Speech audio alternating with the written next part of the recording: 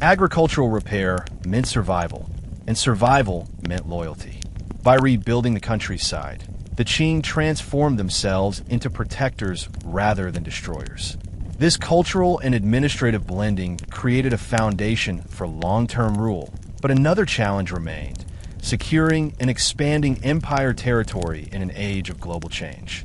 Part 3 explains how the Qing constructed one of the largest land empires in Chinese history through diplomacy and military conquest.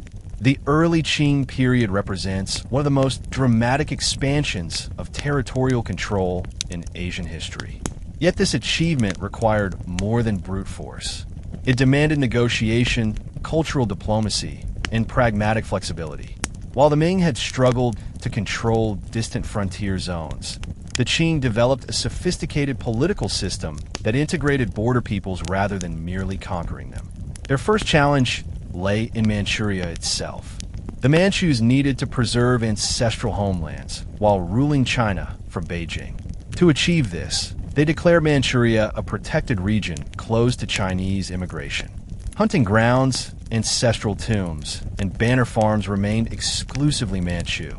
This policy helped maintain ethnic cohesion and military readiness while limiting assimilation pressures. Beyond Manchuria, the Qing moved to secure Inner Mongolia. Unlike earlier dynasties that saw Mongols as uncontrollable enemies, the Qing forged alliances through marriage, banner incorporation, and shared steppe traditions. Mongol chieftains received titles, land, and government positions, creating bonds of loyalty. By treating Mongols as political partners rather than conquered foes, the Qing neutralized one of the greatest historical threats to Chinese dynasties. The Qing also pushed westward.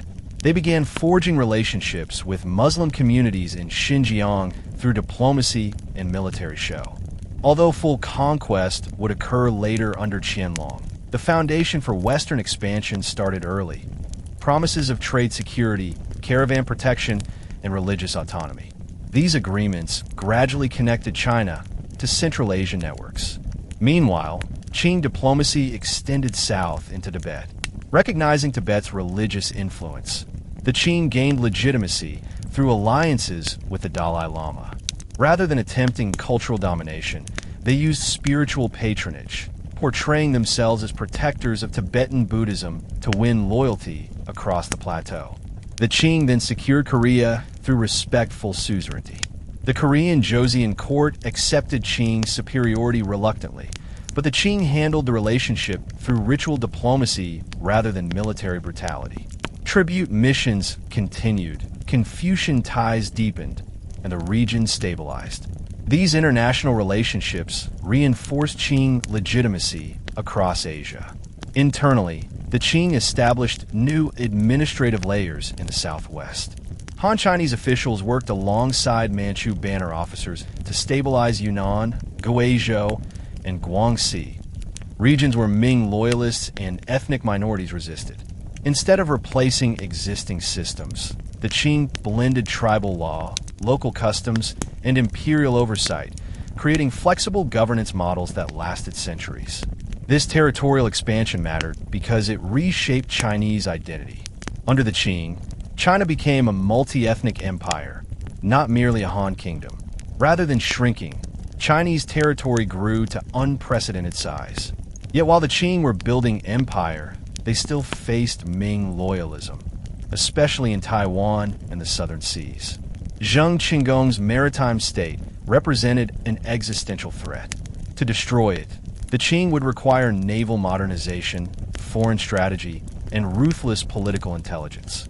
These themes lead into Part 5, where we explore the long struggle between the Qing court and maritime Ming loyalists, the fall of Taiwan to Qing forces, and the end of the final Ming resistance. The confrontation between the Qing Empire and the maritime Ming loyalist movement led by Zheng Qinggong, Kangxi, stands as one of the most dramatic and strategically complex struggles in Chinese history. While much of the Qing conquest took place on land through cavalry warfare and banner occupation, the war at sea required an entirely different set of skills. For centuries, the Ming Dynasty had never fully embraced maritime development as a national priority. Early Ming emperors had once supported voyages under Admiral Zheng He, but after these expeditions were halted, naval resources dwindled. The focus returned to internal defense and land-based fortification. As a result, the Qing inherited an empire without a strong naval military tradition. Even worse for them, their Manchu heritage emphasized horseback warfare rather than seafaring. Against this backdrop, Zheng Qinggong's maritime state presented a challenge unlike any the new dynasty had faced. Zheng Qinggong, operating from Fujian and later from Taiwan, possessed advantages that threatened to undermine Qing control. His fleets were powerful, numerous, and technologically advanced, drawing on both Asian and Western influences. European cannons, purchased through trade networks, gave his ships strong artillery. Portuguese firearms specialists trained his men in musket accuracy. Fujianese sailors, famous across Asia for their navigation skill, manned his vessels. Zheng also secured trade connections stretching into Japan and Southeast Asia, giving him access not only to weaponry, but to silver, food, intelligence, and recruits. His sea lanes allowed movement and survival even when the Qing blockaded the coast. Zheng Qinggong's political message was equally strong. While southern Ming princes on the mainland argued over legitimacy and wasted energy on internal rivalry, Zheng created a functioning kingdom. He collected taxes, maintained discipline, promoted trade, and spoke to the people using both Confucian language and maritime populism. He presented himself not simply as a loyalist general, but as the last great defender of Chinese civilization against the barbarian invaders.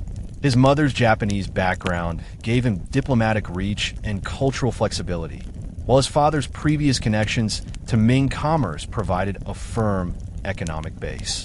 The Qing court understood that Zheng Qinggong could not be ignored.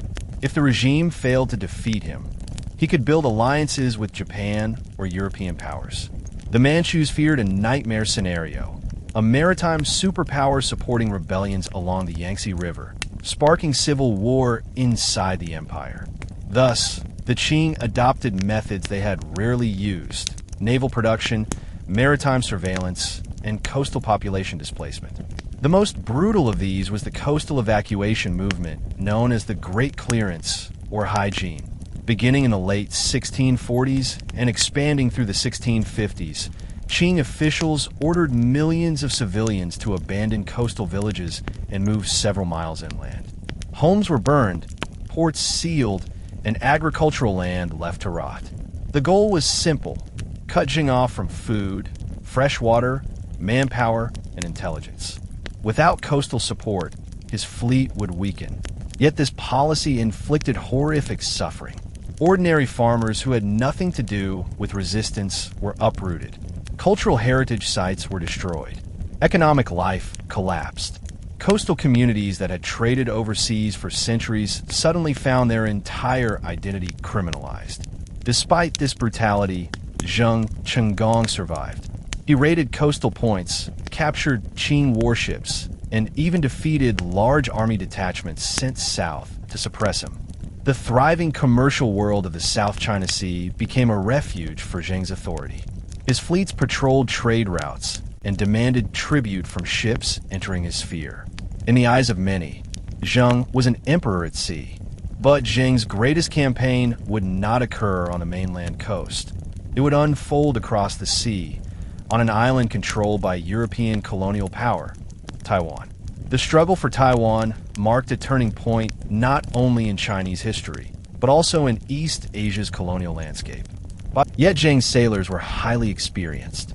Fujianese maritime tradition had trained generations in long-distance navigation. Historical accounts suggest that the fleet moved as a coordinated formation, with supply ships, troop transports, and artillery vessels working in harmony. When Zheng's fleet arrived at Taiwan, Dutch defenses were caught off guard. Fort Zeelandia, the strongest European fortress on the island, was powerful, but its walls were designed for naval bombardment, not a prolonged siege by a massive army. Zheng landed troops at Lurmen, a shallow water area Dutch ships could not enter, demonstrating brilliant tactical planning. Once ashore, Zheng divided his forces into units, Some advanced inland, others seized Dutch farms, while special detachments blocked supply routes from the port of Tamsui. The psychological shock of facing a Chinese commander with an enormous army destabilized Dutch morale. Yet the siege dragged on for months. Dutch artillery inflicted heavy casualties, and disease spread through Zheng's ranks. The Dutch also attempted diplomatic negotiations, appealing to Japan and European allies, but none came to their rescue. Zheng, however, offered the indigenous communities protection in exchange for support. Many indigenous groups sided with him, driven by hatred of Dutch forced labor and taxation policies. After 9 months, Dutch Governor Frederik Coit surrendered. Zheng entered Fort Zeelandia in early 1662 and declared Taiwan liberated. The Dutch, who once controlled the sea lane between China and Japan, now retreated permanently, marking a rare moment when an Asian power expelled a European colonial empire by force. For Zheng Qinggong, the victory was transformative. Taiwan became a Ming court in exile. He planned administrative reforms, agricultural expansion, and educational institutions. He envisioned a future in which Taiwan became a staging ground to reclaim the mainland. His regime introduced Chinese-style land redistribution, Confucian schools, and bureaucratic law. Population grew as settlers from Fujian and Guangdong crossed the strait. Taiwan, once a network of tribal communities and colonial ports, rapidly transformed into a hybrid society shaped by trade, war, and political exile. But Zheng Qinggong would not live long enough to see his dreams fulfilled. Only months after victory, he died in 1662 at the age of 37, reportedly due to malaria or exhaustion. His sudden death created uncertainty for the young kingdom. The next stage of Taiwan's Ming resistance would be shaped by his heirs, and by the increasingly powerful Qing Empire preparing for one final confrontation. Following Zheng Qinggong's death, Taiwan entered an unstable era as leadership passed first to his son Zheng Jing and later to his grandson Zheng Keshuang. While the Zheng state remained loyal to the Ming legacy, internal pressures, external threats, and economic strain gradually weakened its stability. The Qing court recognized these weaknesses and adapted strategies from land conquest to maritime dominance, slowly pushing the Zheng regime into isolation. Zheng Jing attempted to uphold his father's vision, expanding agriculture, strengthening trade networks, and negotiating with Southeast Asian partners. He also continued issuing Ming calendar years and sending raids against Qing-held coastal areas. But maintaining Taiwan required enormous financial resources. The island's early settlement phase demanded continuous infrastructure investment. Irrigation canals, grain storage, temples, schools, housing projects, all while supporting a large military population. Taiwan's farmland had not yet reached productivity levels required to support both civilian and military needs. For survival, Zheng relied on trade revenue, but Qing restrictions disrupted commerce. Welcome to History Teller YT, where the past speaks, empires breathe again, and forgotten voices rise. Today, you are about to enter one of the most dramatic turning points in world civilization: the fall of the Ming Dynasty and the rise of the Qing Dynasty. This isn't just a story of kings and palaces. This is the story of corruption and courage, betrayal and loyalty, war and survival, peasant dreams and imperial nightmares.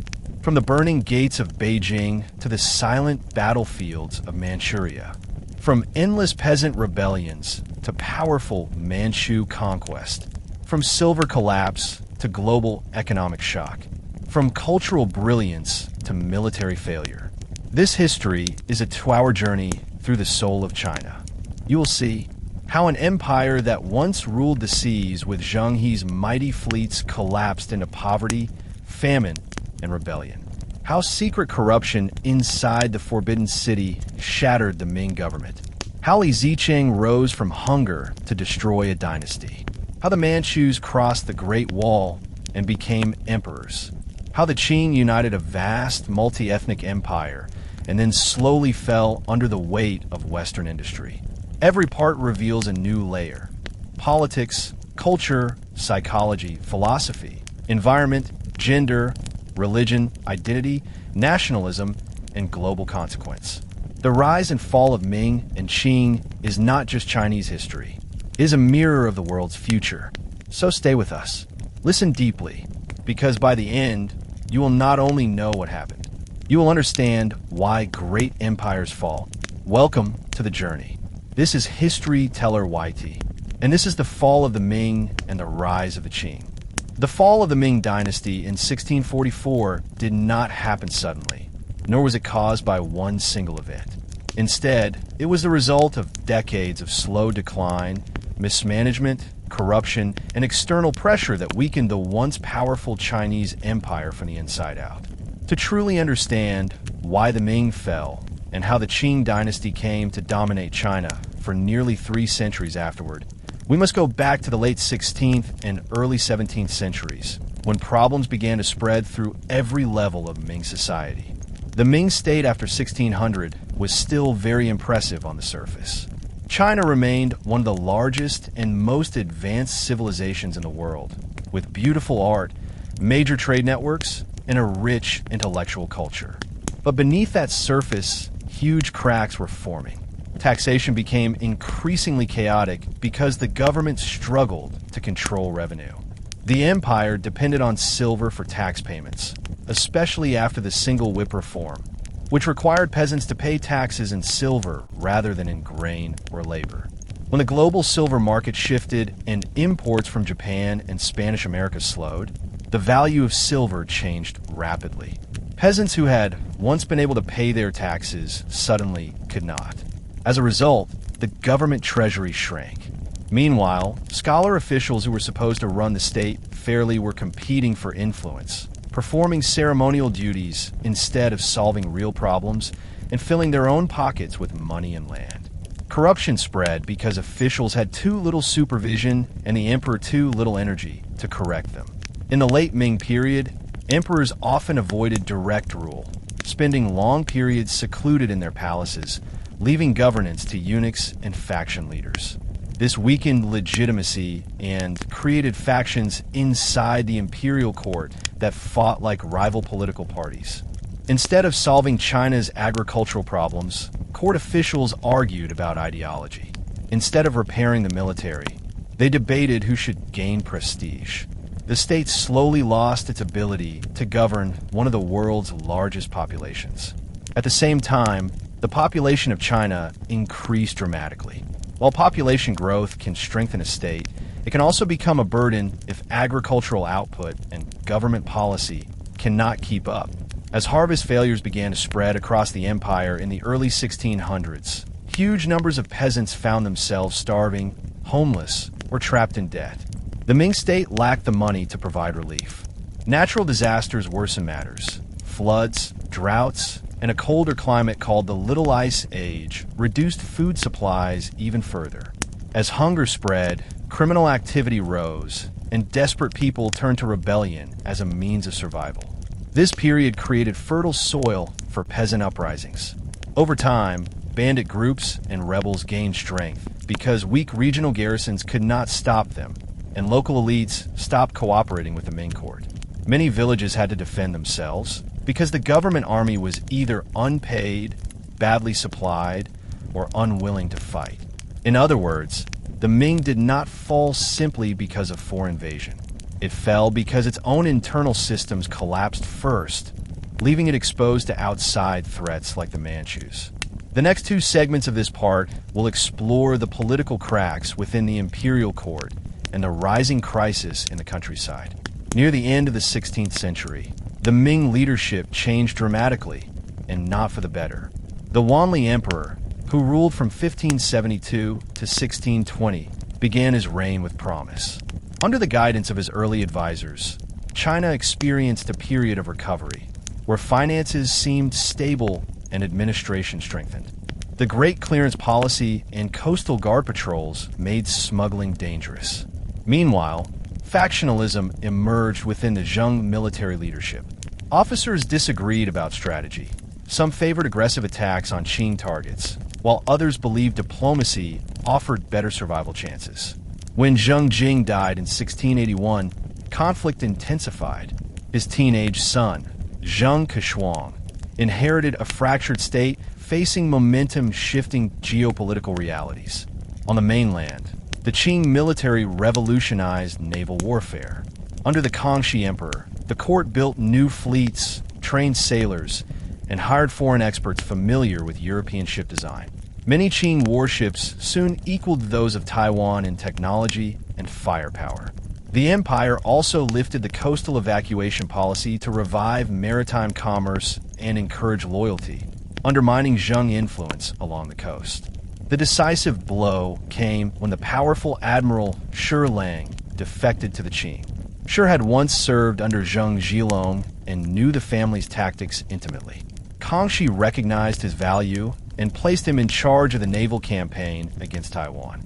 Shi Lang united new fleets, disciplined deserters, reshaped command structures, and launched a meticulously planned invasion. In 1683, the Battle of Penghu became a watershed moment. Zheng forces attempted to defend the Penghu Islands, Taiwan's defensive shield, but Qing cannons, superior formations, and Shi Lang's tactical brilliance overwhelmed them. After Penghu fell, Taiwan was vulnerable. Realizing defeat was inevitable, Zheng He surrendered. He hoped surrender would save his people from massacre, and the Kangxi Emperor, seeking peaceful legitimacy rather than bloodshed, accepted his submission. With the surrender of Taiwan, the last active Ming loyalist regime vanished. For the first time since 1644, the Qing controlled all major territories traditionally ruled by Chinese emperors. Yet the emperor eventually lost interest in ruling the state directly. Frustrated with political conflict and constant disagreements among his ministers, Wanli withdrew from the public eye and left affairs of state to others. This single act of withdrawal opened the door to decades of chaos. The imperial bureaucracy depended on careful oversight. The system worked best when emperors actively balanced different factions and listened to well-educated civilian officials trained through the civil service examination system. When the emperor stopped participating, factions multiplied and senior figures competed to control policy. The most notorious figures who filled the power vacuum were palace eunuchs. Eunuchs had always existed within the Ming palace structure, performing important jobs. But late Ming eunuchs gained enormous influence because the emperor trusted them more than scholars. Instead of being neutral servants, they increasingly shaped policy according to personal ambition. The best known of these late Ming eunuchs was Wei Zhongxian. Rising to power during the Tianqi Emperor's reign, 1620 to 1627, he dominated the imperial court, removed rivals, controlled military appointments, and became feared across the empire. Scholar officials who resisted him were executed, exiled, or stripped of rank. The presence of a corrupt dictator at the center of the state further destroyed the reputation of Ming governance. Ordinary people, already suffering from taxes and famine, saw the court as morally rotten. Because the dynasty claimed to rule through the mandate of heaven, a spiritual belief that Chinese rulers governed through moral virtue. Their obvious corruption weakened the dynasty's legitimacy. While the court decayed, the economy faced new kinds of stress. The silver-based tax system mentioned earlier caused huge fluctuations. When the supply of silver dropped, its price rose sharply. A tax bill that once required a small amount now demanded far more, and peasants who could not pay lost their land to wealthy landlords. Land concentration increased, meaning more farms passed into the hands of elites who paid fewer taxes than individual farmers. This hollowed out the government's revenue base. Without money, the Ming could not maintain roads, fortifications, postal networks, or armies. Without these instruments of state power, rebellion became increasingly tempting. Foreign threats also grew more dangerous. The Ming had long faced challenges along its northern frontier, but in the early 1600s, a new power emerged, the Manchus. Originally a group of semi-nomadic tribes, the Manchus unified under leaders such as Nurhaci and his son Hong Taiji, building a modern military state that blended steppe cavalry with gunpowder weapons. They organized banners, military units that combined tribal loyalty with professional discipline. Unlike many Chinese troops, Manchu soldiers were motivated, trained, and governed efficiently. Meanwhile, internal rebellion spread. Local bandit groups, led by figures such as Zhang He and Li Zicheng, began stealing from wealthy estates and redistributing goods to starving peasants. These rebellions were not just criminal. They were political acts fueled by desperation. The Ming government responded harshly, punishing entire towns, burning farmlands, and executing suspected rebels. But harsh reaction without reform only made the rebels stronger. As the dynasty bled resources trying to suppress uprisings, frontier defenses weakened, opening paths for the Manchus. The stage was set. A collapsing economy, a paralyzed court, military weakness, famine, and rebel armies rising across the nation. Segment 3 will now examine the identities and motivations of the major peasant rebellion leaders and describe how their actions further destabilized the Ming Dynasty. As China moved deeper into the 17th century, rebellions grew from scattered acts of rural violence into large-scale movements that directly threatened the power of the Ming Dynasty. The most famous of these uprisings came under the leadership of Li Zicheng, a former postal worker whose personal struggles represented the suffering of millions. Li's story demonstrates how ordinary individuals, shaped by economic crisis and government failure, could transform into revolutionary leaders capable of reshaping world history. Before Li emerged, however, China had already witnessed massive breakdowns in rural order. Communities formed their own militias because the government was too weak to protect them. Bandit chiefs operated openly, and people followed them not because of criminal intent, but because survival depended on joining those movements. In some regions, joining rebels meant eating. Remaining loyal to the Ming meant starving. Li Zicheng himself was born into poverty and served in the official courier system, a job deeply affected by Ming financial problems. When wages went unpaid and corruption blocked advancement, he lost employment and joined a bandit troop. But Li was not merely a violent criminal. He was charismatic, intelligent, and capable of articulating a vision of social justice. He promised reduced taxes, fair distribution of land, and relief for the hungry. His message spread through regions suffering under unbearable tax burdens and environmental disasters. As the Ming government attempted to destroy newly formed peasant armies, they used scorched earth tactics, burning crops and villages.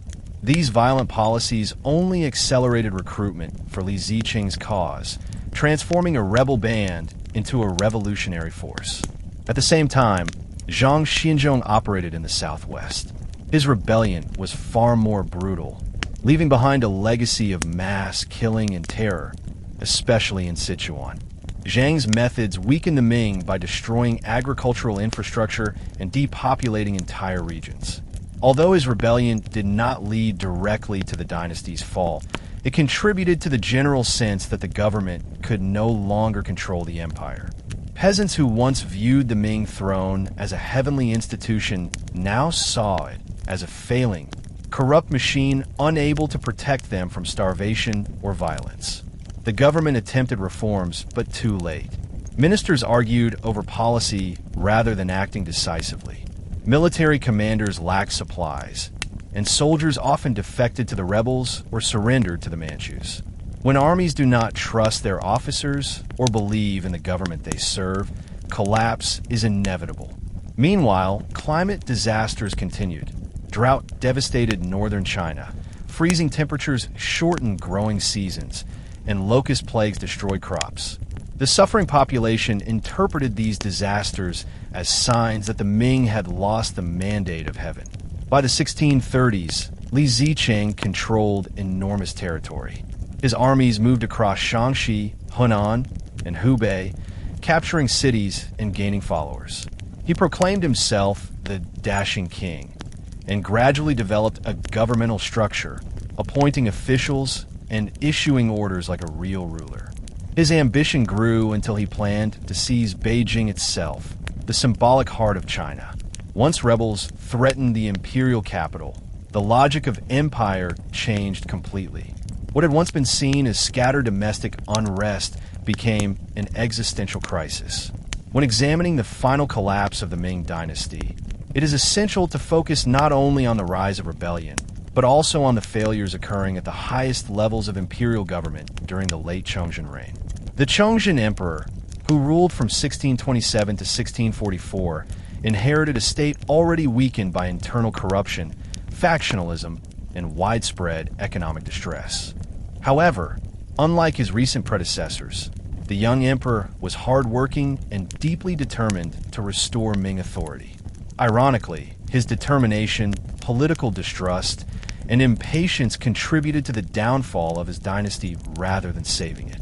Where earlier emperors withdrew from state affairs, Chongzhen interfered with nearly every issue, removing officials frequently, accusing advisors of betrayal, and demanding loyalty without offering trust. As a result, many skilled ministers were purged, exiled, or driven to despair. The emperor's emotional temperament placed unbearable pressure on the already fragile imperial system. Instead of unifying the government against rebellion, his suspicion fractured political relationships. Ministers who should have cooperated instead feared making decisions. Any failure risked accusations of treason, and with execution always possible, competent leaders preferred silence. Meanwhile, the empire's administrative network, once admired worldwide, collapsed under confusion. Orders contradicted one another, military plans changed weekly, and commanders facing rebel armies lacked supplies, soldiers, or confidence. These problems did not arise because Chongzhen was lazy, but because the state lacked money, legitimacy, and functional structure. His aggressive style could not repair a broken system. It only deepened mistrust. Equally damaging were the military decisions made during his reign. The once powerful Ming army, famous for firearm innovation, coastal defense, and massive cavalry forces, had deteriorated into corruption and underpayment. Many officers purchased their ranks rather than earning them. Others embezzled soldiers' wages or stole grain. Soldiers who should have been defending the dynasty instead sold equipment on the black market just to survive. As food supplies diminished due to droughts and floods, some troops even deserted to join Li Zicheng's movement. Others abandoned posts entirely. One of the most tragic examples of leadership failure involved Yuan, a brilliant Ming general known for defending the northern frontiers. Yuan successfully halted the Manchu advance and protected Beijing. Instead of rewarding him, Chongzhen, misled by political rivals, executed Yuan for alleged treason. This execution was a shocking mistake that destroyed the morale of northern defenses, and the Manchus themselves recognized Yuan as their most dangerous enemy. His death cleared their path. This single act symbolized the wider breakdown of Ming leadership, eliminating competent defenders while retaining corrupt political figures. By the early 1640s, Li Zicheng continued gaining strength as Ming armies weakened. The rebels' message of land reform and tax relief appealed to suffering peasants, many of whom believed Li was chosen by heaven to replace a dynasty that no longer protected them. Villages surrendered before battles even began because starvation outweighed loyalty. The rebels captured Kaifeng in 1642 after the Ming destroyed dikes on the Yellow River to stop them. The massive flood killed hundreds of thousands, but the rebels were not defeated. Instead, public opinion turned even more fiercely against the Ming. At this point, the Ming Dynasty was approaching irreversible collapse. Court factionalism, military decay, unpaid soldiers, murderous political paranoia, economic disaster, natural catastrophe, and moral disillusionment had combined into a perfect storm. Beijing itself was now within Li Zicheng's reach. The imperial capital, long seen as the center of the world, would soon face an army built from the suffering of its own people. The story now moves toward the shocking final days of the dynasty and its emperor. As Li Zicheng advanced toward Beijing, the Ming Dynasty's power shattered along every frontier line. The northern defenses, once guarded by strong generals, slowly dissolved due to famine, lack of pay, and devastating morale. Fortress commanders who had sworn loyalty to the Ming court began negotiating secret agreements with Li Zicheng or with the Manchus. They did not do this out of evil, but because the dynasty could no longer sustain them. Soldiers stationed for months, without wages, turned violent, stealing from civilians or abandoning posts entirely. Many soldiers reasoned that if the emperor could not protect them or their families, there was no reason to die for him. The political atmosphere inside Beijing grew increasingly frantic. Reports described entire prefectures switching allegiance to Li Zicheng, cities opening their gates willingly, and villages providing him supplies without being forced. The rebels did not simply rely on violence. They used strategy and propaganda effectively. Their message promised tax reform, mercy, and stability. For people who had experienced nothing but starvation and oppression under corrupt Ming officials, Li's promises sounded like salvation. Inside the imperial palace, Chongzhen hoped desperately to resist. He ordered emergency tax collections, attempted to recall loyal commanders, and begged the wealthy merchant clans of Jiangnan for financial support. Yet, because the government had abused its credibility for decades, provincial elites refused to send money. They suspected the funds would be mismanaged, stolen, or wasted on failing strategies. Without financial resources, Beijing could not feed its soldiers, and desertion increased. The court also attempted diplomatic solutions, sending envoys to negotiate peace or military aid from regional warlords, but no one wanted to save the dying dynasty. Meanwhile, Li Zicheng adopted a crucial symbolic role. In early 1644, he declared himself the ruler of a new dynasty, calling his state Shun. Although short-lived, this announcement sent shockwaves across the empire. China now had two competing dynastic claims. The Mandate of Heaven, a belief central to Chinese political culture, holds that heaven transfers legitimacy to a new ruler when the old ruler loses virtue. People interpreted natural disasters, tax collapse, and imperial corruption as signs that the Ming lost heaven's support. With Li positioning himself as heaven's chosen replacement, his cause gained a powerful religious dimension. By March 1644, Li Zicheng's troops moved through the mountains surrounding Beijing. Outlying garrisons collapsed instantly. When his rebel army reached the gates of Beijing in April, the capital had fewer than 20,000 defenders, a fraction of what the city once commanded. The rebels numbered around 100,000, fueled by anger, hunger, and loyalty to Li. Beijing citizens knew the imperial government had failed. Unlike earlier invasions, the city experienced almost no coordinated defense. Chongzhen tried one final act. He called his ministers to the palace and begged for advice, but many fled or hid to save themselves. Others lied to escape blame. Some committed suicide to avoid witnessing the humiliation of their dynasty. The emperor realized he had been abandoned. After ordering the killing of many female members of the royal family to protect them from humiliation, the last Ming emperor climbed Coal Hill, overlooking the Forbidden City. There, he wrote a short message taking responsibility for the fall. Refusing to be captured, he hanged himself beneath a tree, ending almost 300 years of Ming rule.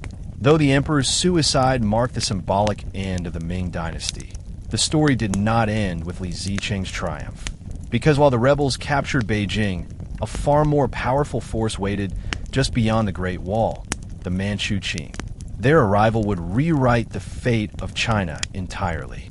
The fall of Beijing to Li Zicheng in April 1644 was a seismic moment in Chinese history, but it did not guarantee lasting victory for the rebels. In fact, Li's success triggered a new chain of events that ultimately destroyed his own dream of ruling China. To understand why, we must examine the political situation in the northeast, where Manchu forces under Prince Dorgan were already planning their next major move. The Manchus had watched Ming decline for decades, and they understood that a collapsing dynasty created a unique opportunity. They could enter China as liberators rather than foreign invaders. Their strategy relied on patience, diplomacy, and timing, and the death of the Ming emperor created a perfect opening. A key figure during this crucial transition was Wu Sangue, a skilled Ming general who commanded the Shanhai Pass, the most important gateway between Manchuria and northern China. Wu faced an impossible decision: surrender to Li Zicheng and become a servant to the new Shun dynasty, fight alone to avenge the fallen emperor, or ally with the Manchus. Initially, Wu hesitated. He despised corruption within the Ming court, but also distrusted Li Zicheng.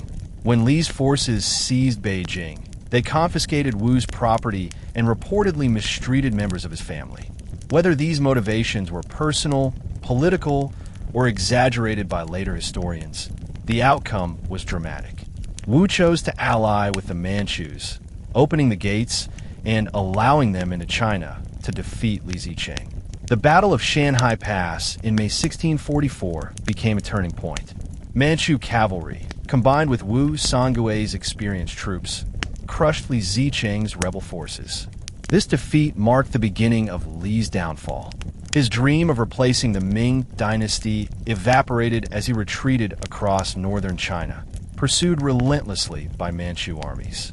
The Manchus then entered Beijing not as barbarian conquerors, but as restorers of order, claiming they came to punish rebels who had murdered the Ming emperor. This propaganda strategy worked. Many Chinese elites who had despised Li's rebellion preferred Manchu rule over what they saw as criminal insurgency. Inside Beijing, the Manchus established the foundation of a new ruling house, the Qing dynasty. They installed the young Xuanji emperor, marking the official transfer of power. Still, the transition was far from peaceful. Remaining Ming princes, warlords, and loyalist fleets in the south refused to acknowledge the Qing. Southern resistance would continue for decades under figures like Zheng He. Yet Qing control expanded rapidly because they offered stability, economic reconstruction, and administrative continuity. Li Zicheng fled westward, but his army dissolved without resources. Soldiers who had once followed him for hope now abandoned him. Others joined new bandit movements or surrendered to Qing garrisons. Li eventually died in 1645, either in battle or killed by peasants. His exact fate remains debated. His collapse demonstrated an important lesson. Rebellion could destroy a dynasty, but rebellion alone could not build a lasting empire. By the end of 1644, the Ming Dynasty had died, the rebel government weakened, and the Qing Dynasty prepared to reshape China. Yet the country remained scarred by famine, mass death, and psychological trauma. Millions died in wars, rebellions, and natural disasters. Agricultural lands were ruined. Trade networks collapsed. Cities lay in ashes. The Chinese people entered a new era full of uncertainty, adjustment, and cultural transformation. The establishment of Qing authority in Beijing in 1644 did not automatically mean that the Manchus controlled China. In reality, their conquest had only just begun. While the fall of the Ming capital symbolized the end of one dynasty, much of the empire had not yet accepted Qing rule. The Manchus understood that to govern China, they needed far more than military strength. The conquest did more than end military resistance.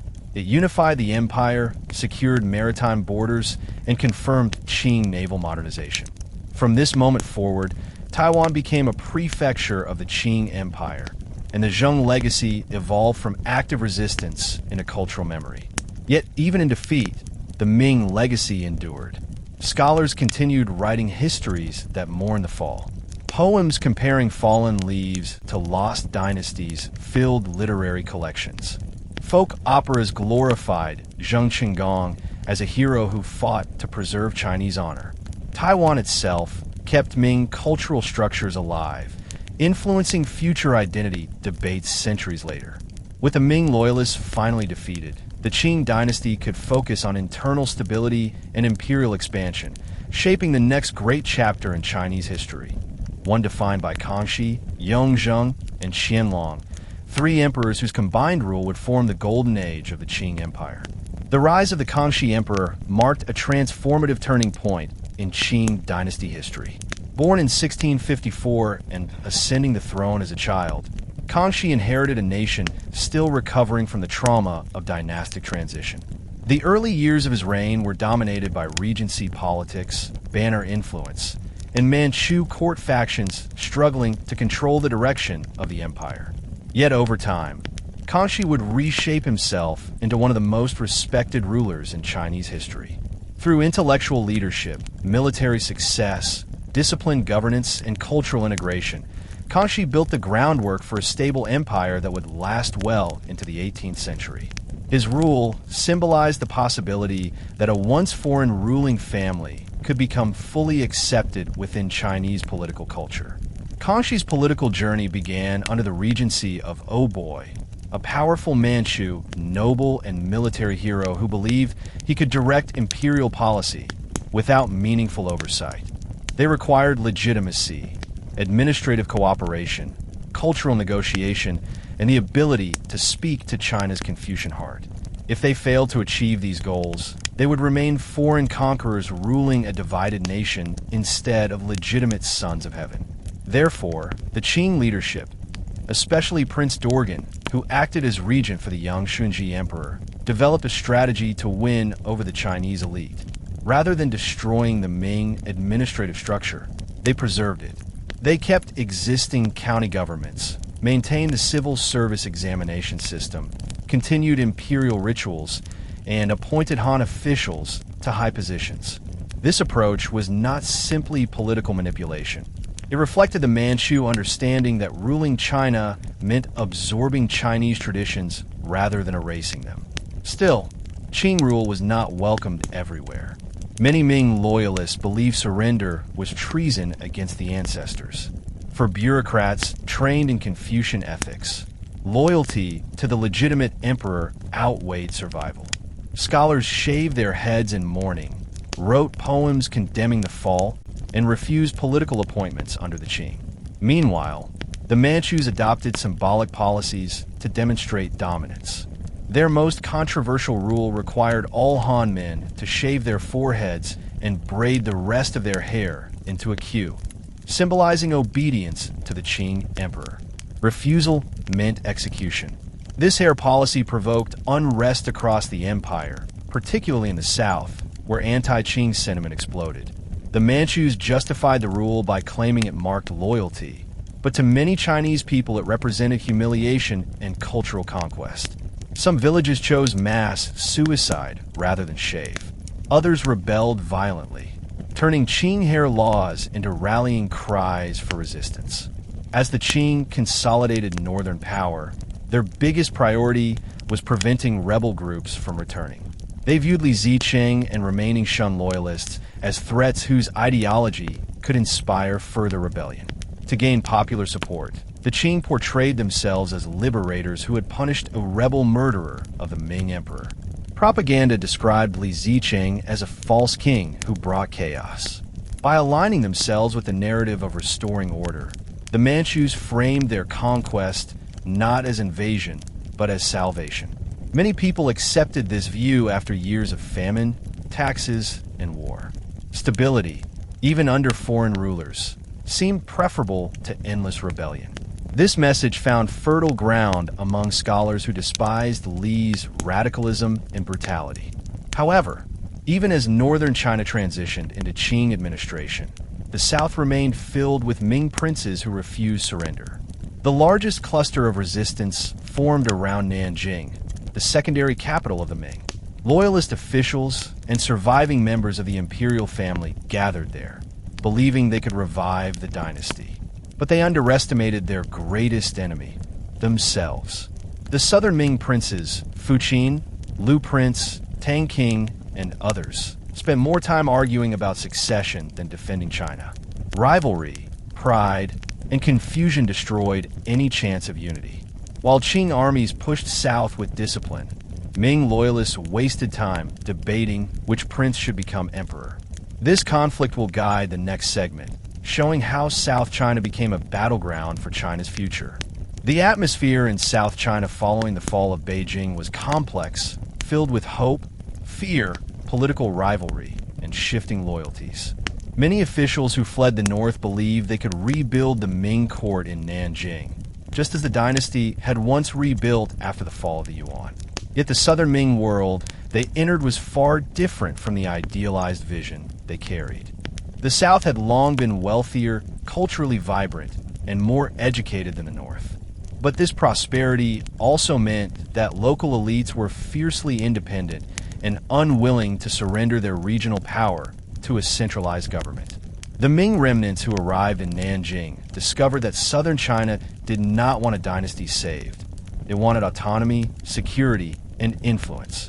This tension poisoned every attempt to unify resistance. Three main Ming claimants emerged almost immediately. The Prince of Fu, Zhu Yuanzhang, the Prince of Tang, Zhu Yuanzhang, and the Prince of Lu, Zhu Changfa. Each gathered advisors who argued passionately that their candidate deserved the mandate of heaven. Instead of recognizing the urgency of the Qing threat, these factions acted like rival political parties competing for prestige. Accusations of treason and bribery filled the court. The Prince of Fu eventually won the struggle, becoming the Hongguang Emperor in 1644. Scholars cheered his ascension, and many hoped he would reorganize armies to resist Qing advance. Yet the new emperor lacked military talent, discipline, and focus. He trusted corrupt favorites, particularly Ma Shuriying, whose ambition and self-interest ruined the southern government's credibility. The southern Ming court behaved as if they had decades to establish authority, but time was not on their side. Qing forces moved rapidly. Prince Dorgan dispatched generals to push down the Yangtze River, promising rewards for surrender and brutal punishment for resistance. Many Ming commanders defected after receiving generous offers of rank and wealth.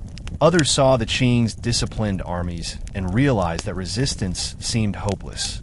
Without unified leadership, Ming loyalty collapsed. As Qing forces approached Nanjing in 1645, panic erupted in the southern court. The Hongguang Emperor fled west, abandoning his capital. Local elites, disgusted by this cowardice, switched allegiance to the Qing, opening the gates. Nanjing surrendered without major battle, and the Qing conquered the city peacefully. This event shocked surviving Ming supporters, proving that the dynasty could not be revived through half-hearted leadership. However, the Ming resistance did not end there. South China turned fragmented loyalism into regional warfare. New courts emerged in Fujian, Zhejiang, Guangdong, and Guangxi. Princes proclaimed themselves emperors, each with armies and governments, but none recognized the authority of the others. Instead of uniting against the Qing, they competed for foreign alliances, tax control, and Jesuit diplomacy. One of the most compelling figures in this struggle was Zhu Yuanzhang, who proclaimed himself Emperor Longwu in Fujian. His rule represented genuine resistance. Scholars admired him, Jesuit missionaries supported him, and regional generals swore loyalty.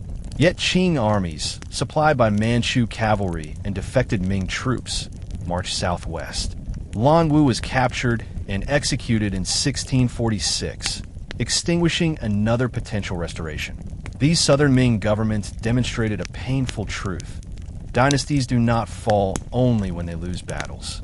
They fall when their legitimacy becomes fragmented. Each new prince claiming the throne weakened the Ming restoration movement, making it appear desperate, confused, and illegitimate.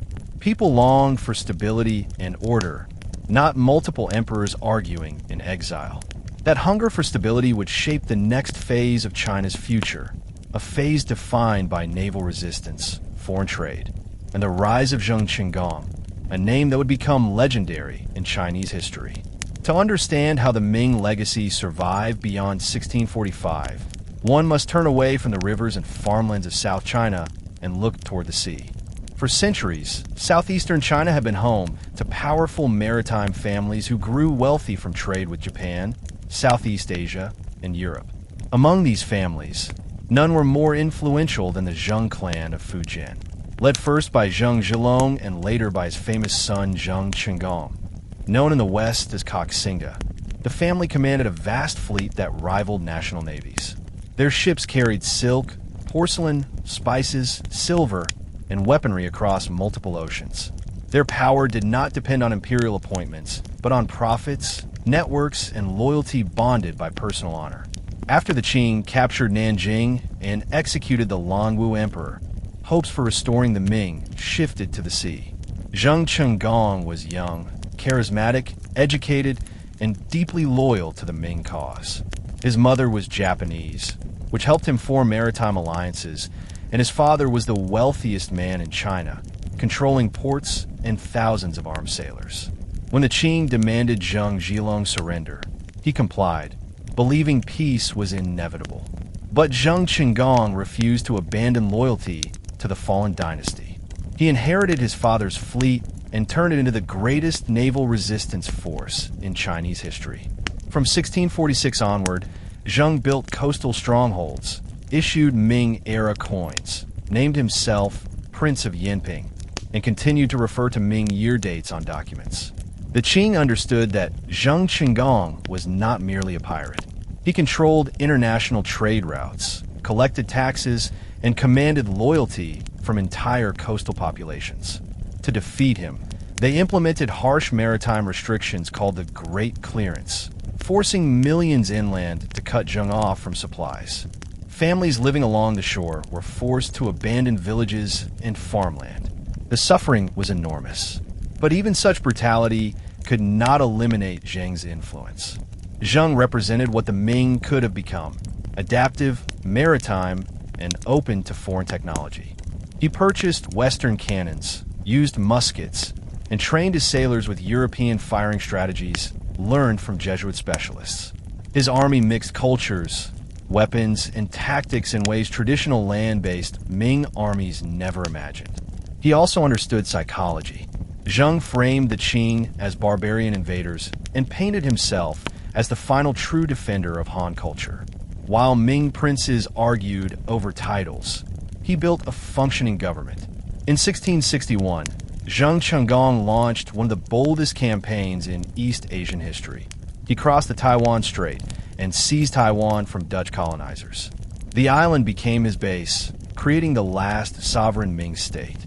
From Taiwan, naval raids struck along the mainland coast, spreading the message that the dynasty was not entirely gone. Although Zheng died in 1662, his kingdom survived until 1683 under his heirs. Zheng Qinggong's legacy demonstrates that the Ming spirit persisted long after Beijing's fall. It also shaped the future identity of Taiwan, Southeast Asian trade networks, and Qing maritime policy.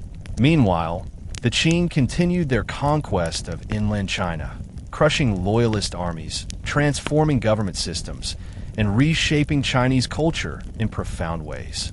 In Part 4, the story will explore how Qing emperors used Confucian ideology and pragmatic reforms to turn foreign conquerors into rulers of one of the world's greatest civilizations. When the Qing dynasty formally assumed power in Beijing, their immediate challenge was to transform a temporary military occupation into a stable ruling order that could govern the vast and culturally complex Chinese world. Military conquest alone could not secure loyalty, especially because the Manchus were a minority ruling a population 10 times their number. Their success depended on political flexibility, cultural sensitivity, and institutional restructuring.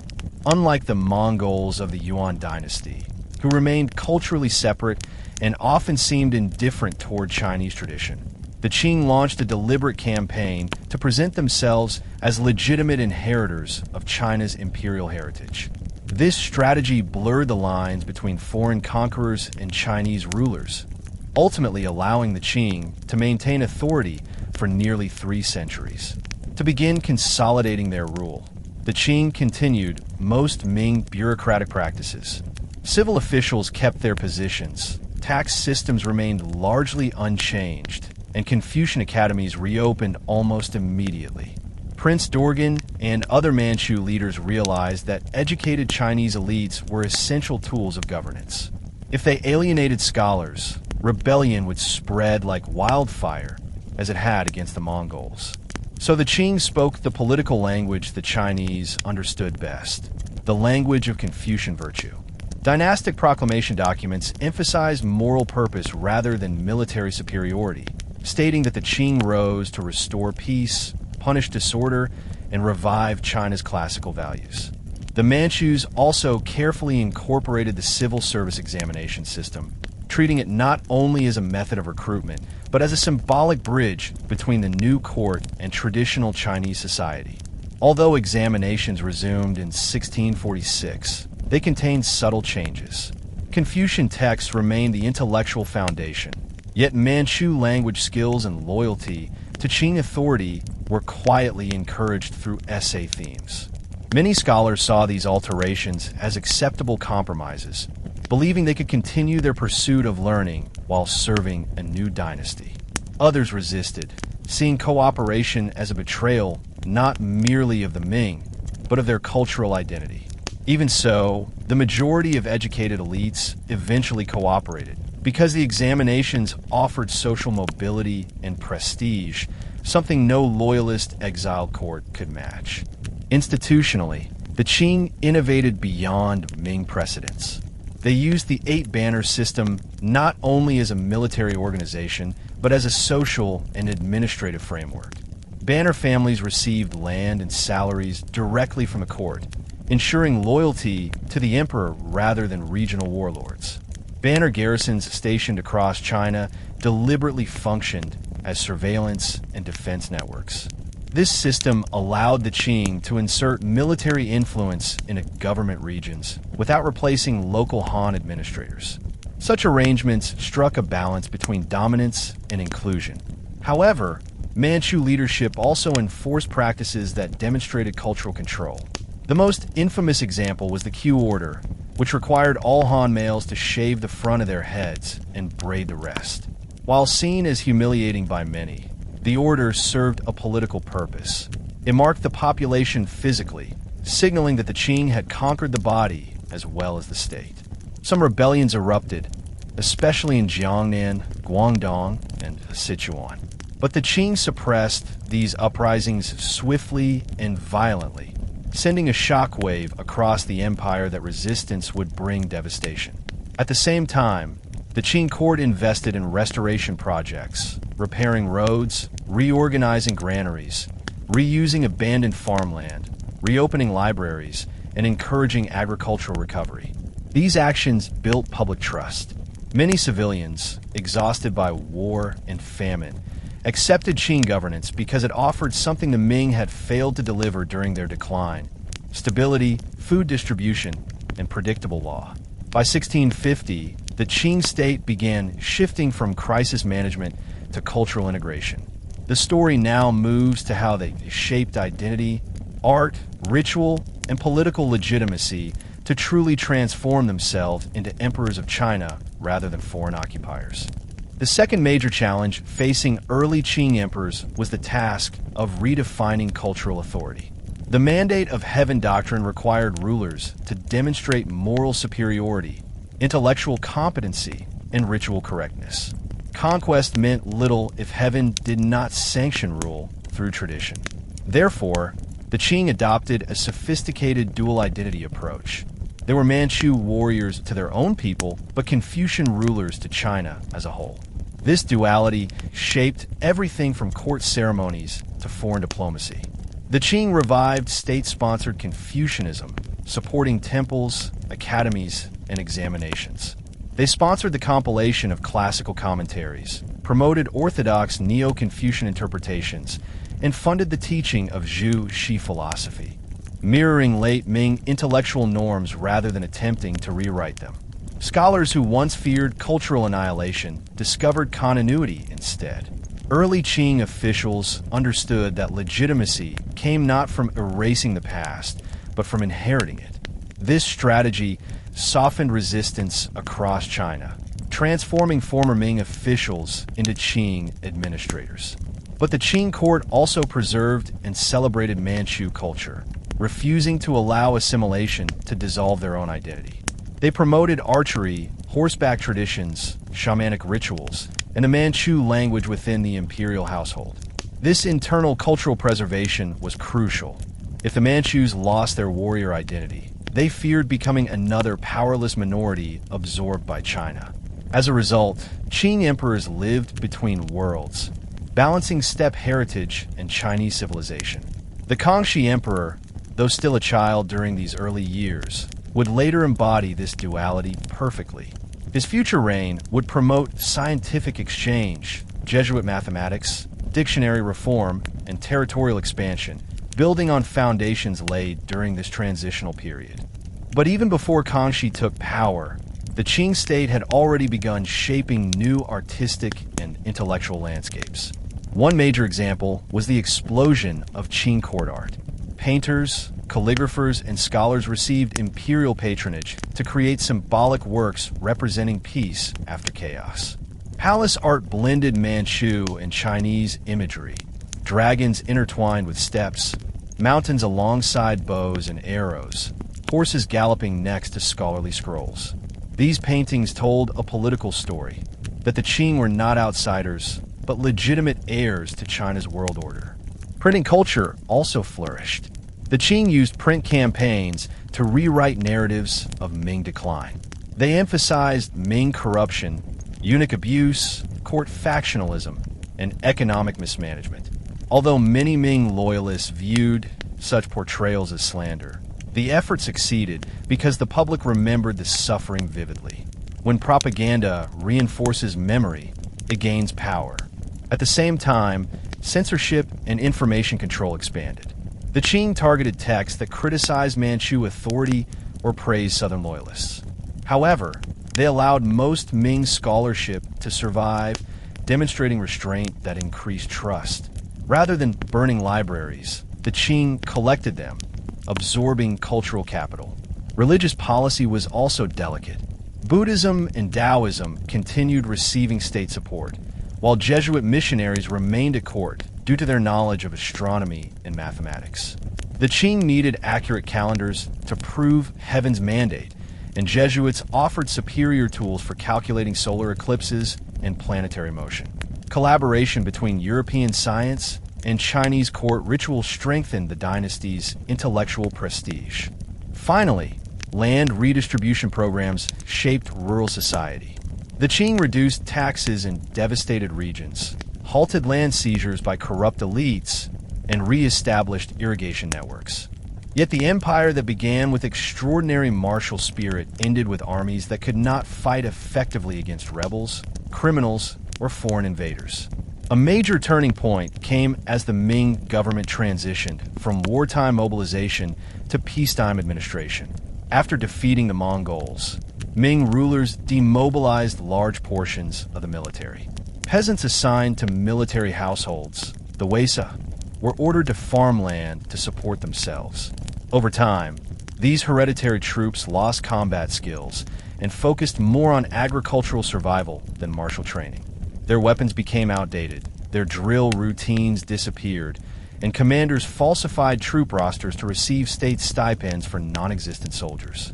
By the late Ming period, entire units existed only on paper, payroll entries without real armies. Furthermore, political paranoia weakened military leadership. Scholar officials, who dominated bureaucracy through examinations, viewed generals with suspicion.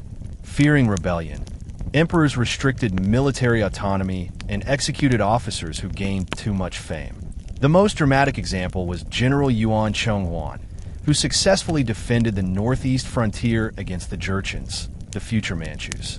Despite victories, the Chongzhen emperor believed rumors that Yuan had betrayed him and ordered his execution. This decision destroyed frontline morale and allowed the Manchus to advance. Behind military decline lay economic crisis. The Ming economy heavily relied on silver currency, imported mainly through Spanish-controlled Manila galleons. When global silver circulation decreased in the 1630s, tax collection collapsed. Peasant tax burdens soared while government income shrank. As a result, garrisons went unpaid and troops deserted. Hunger ravaged northern borderlands, pushing soldiers into banditry. When rebellions like Li Zicheng's uprising began, peasants joined willingly because state neglect had destroyed their loyalty. Climate change intensified these pressures. The Little Ice Age cooled temperatures, shortening crop cycles, and causing massive famine waves. The Ming court, already financially overwhelmed, failed to distribute relief grain. Starving populations turned to rebellion, and once rebellion spread, the government lacked manpower to suppress it. At the same time, the Ming military underestimated Jurchen capabilities. They saw them as small tribes rather than a rising imperial force. But Nurhaci united Manchu clans into a banner system that combined cavalry mobility with societal loyalty. The Ming never created a comparable unified military culture. Banner soldiers lived and died together, bound by lineage and discipline. They were trained from childhood for war, while Ming troops farmed. Thus, when full confrontation came, the Ming lacked strategy, morale, and leadership. Internal communication also broke down. During the dynasty's last years, imperial court politics devolved into factional struggles between eunuchs and Confucian officials. The powerful eunuch Wei Zhongxian controlled government decisions and punished critics violently. Meanwhile, the emperor often withdrew into isolation, leaving policy direction unclear. Ultimately, the Ming fell not because it lacked bravery, but because its military system could not adapt to economic transformation, environmental pressure, and foreign organization. The Qing learned from these failures. They preserved banner identity rigorously, maintained permanent standing armies, and built cavalry advantages greater than any Ming force. This analysis reveals why the Qing takeover of Beijing in 1644 was not simply a conquest. It was also a replacement of military ideology. While the Ming had believed moral purity would protect the state, the Qing believed military discipline must remain permanent. Their banner system became the ideological backbone of empire. Qing's success rested not only on battlefield victories, but on a sophisticated system of social engineering that reorganized Chinese society at local and imperial levels. At the heart of this restructuring lay the Eight Banner System, a military, social hierarchy unique to the Manchus. Created originally by Nurhaci and refined by Hong Taiji, the banners combined military identity with household registration, taxation, marriage control, and elite status. Banner troops were not just soldiers, they were a hereditary caste. Families under the banners received stipends, land rights, and social privileges. In return, they owed unconditional loyalty to the emperor and were prepared to fight at any moment. This structure offered enormous advantages during early conquest. Banner household provided a self-replenishing supply of warriors because sons automatically followed their fathers into military life. Training began at childhood. Hunting and archery formed the psychological foundation of loyalty, emphasizing unity over individuality.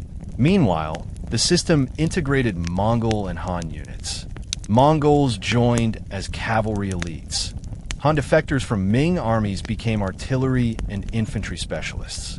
By combining ethnic groups into banners, the Qing created an empire-wide military aristocracy whose identity transcended modern nationalist categories. After conquest, the banner system evolved into an urban settlement strategy. Major Chinese cities, including Beijing, Xi'an, Hangzhou, and Guangzhou, established banner garrisons where Manchu communities lived under separate laws. These segregated spaces ensured cultural preservation, preventing assimilation into Han identity. Manchu language, dress codes, and rituals remained enforced by imperial decree. This cultural segregation was deliberate.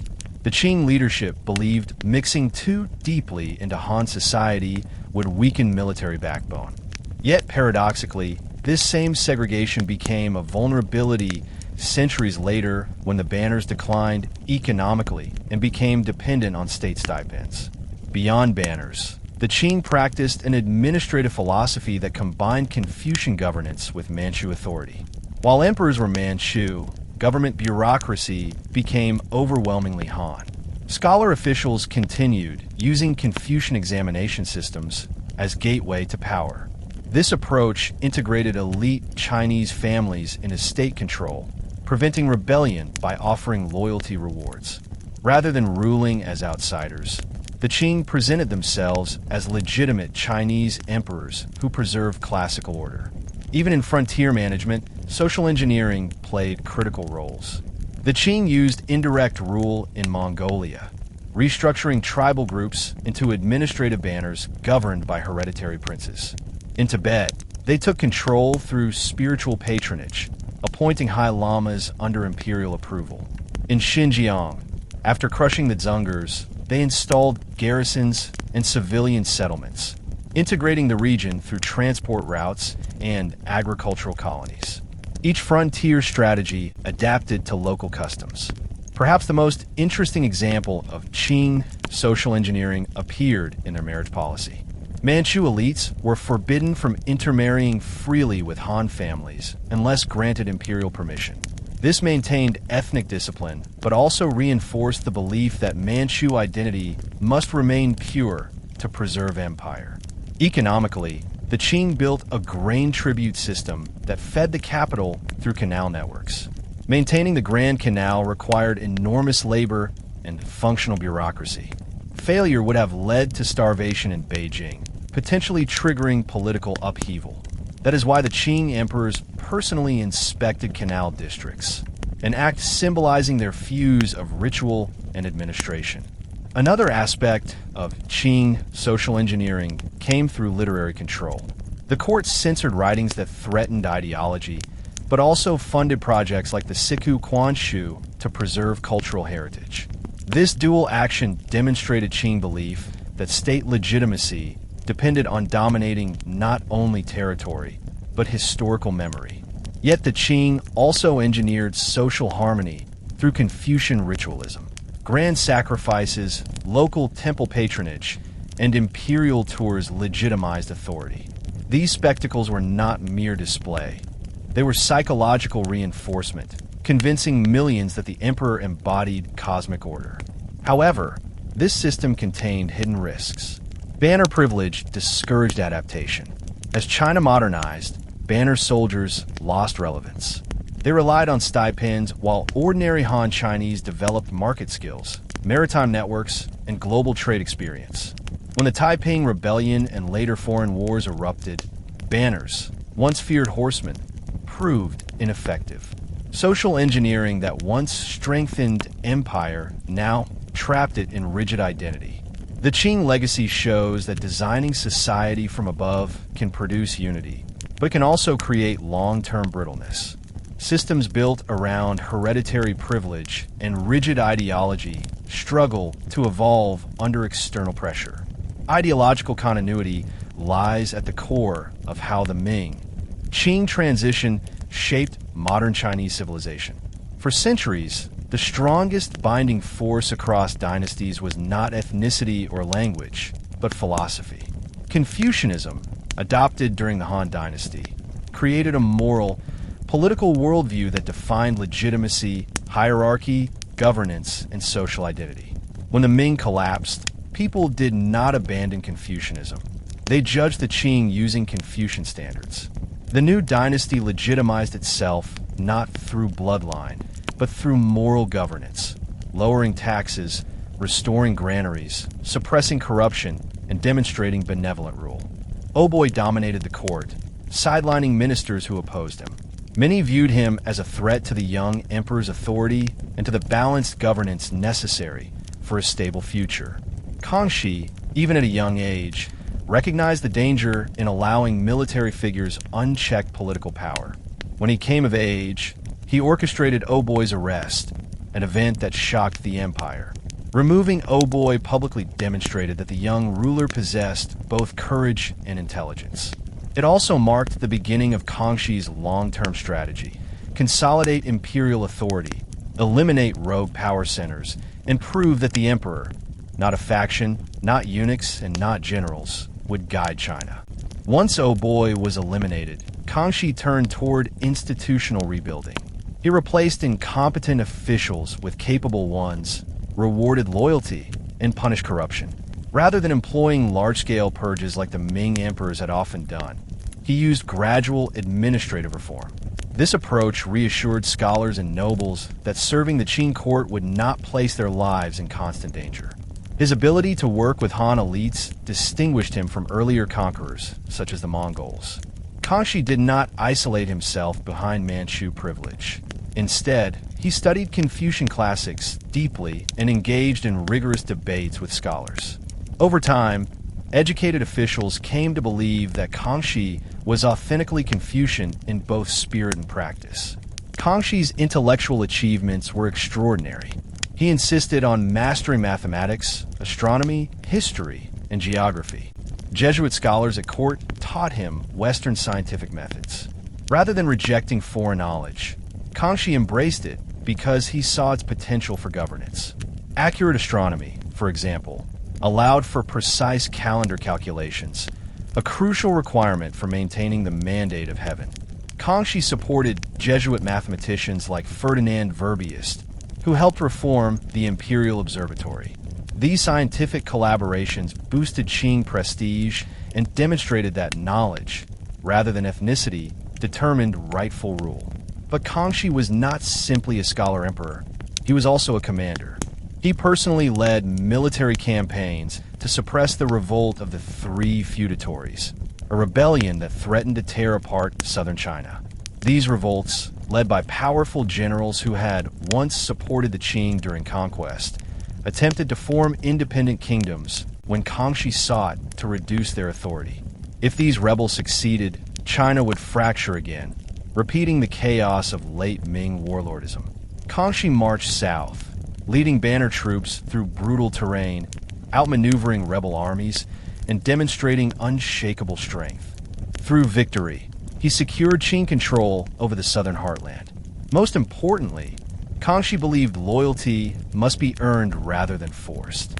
He lowered taxes, opened granaries to feed famine-stricken populations, and toured provinces to speak with common people directly. These efforts built emotional trust. People across north and south began viewing the Qing not as conquerors, but as stable rulers. This transformation in public opinion made the empire stronger than any battlefield victory could. Kangxi's reign symbolized a shift from violent conquest to cultural stabilization. Through administrative reform, intellectual curiosity, and military strength, he created a legacy that would shape China for generations. The next segment explores how he suppressed the revolt of the Three Feudatories, and why that war determined the future shape of the Qing Empire.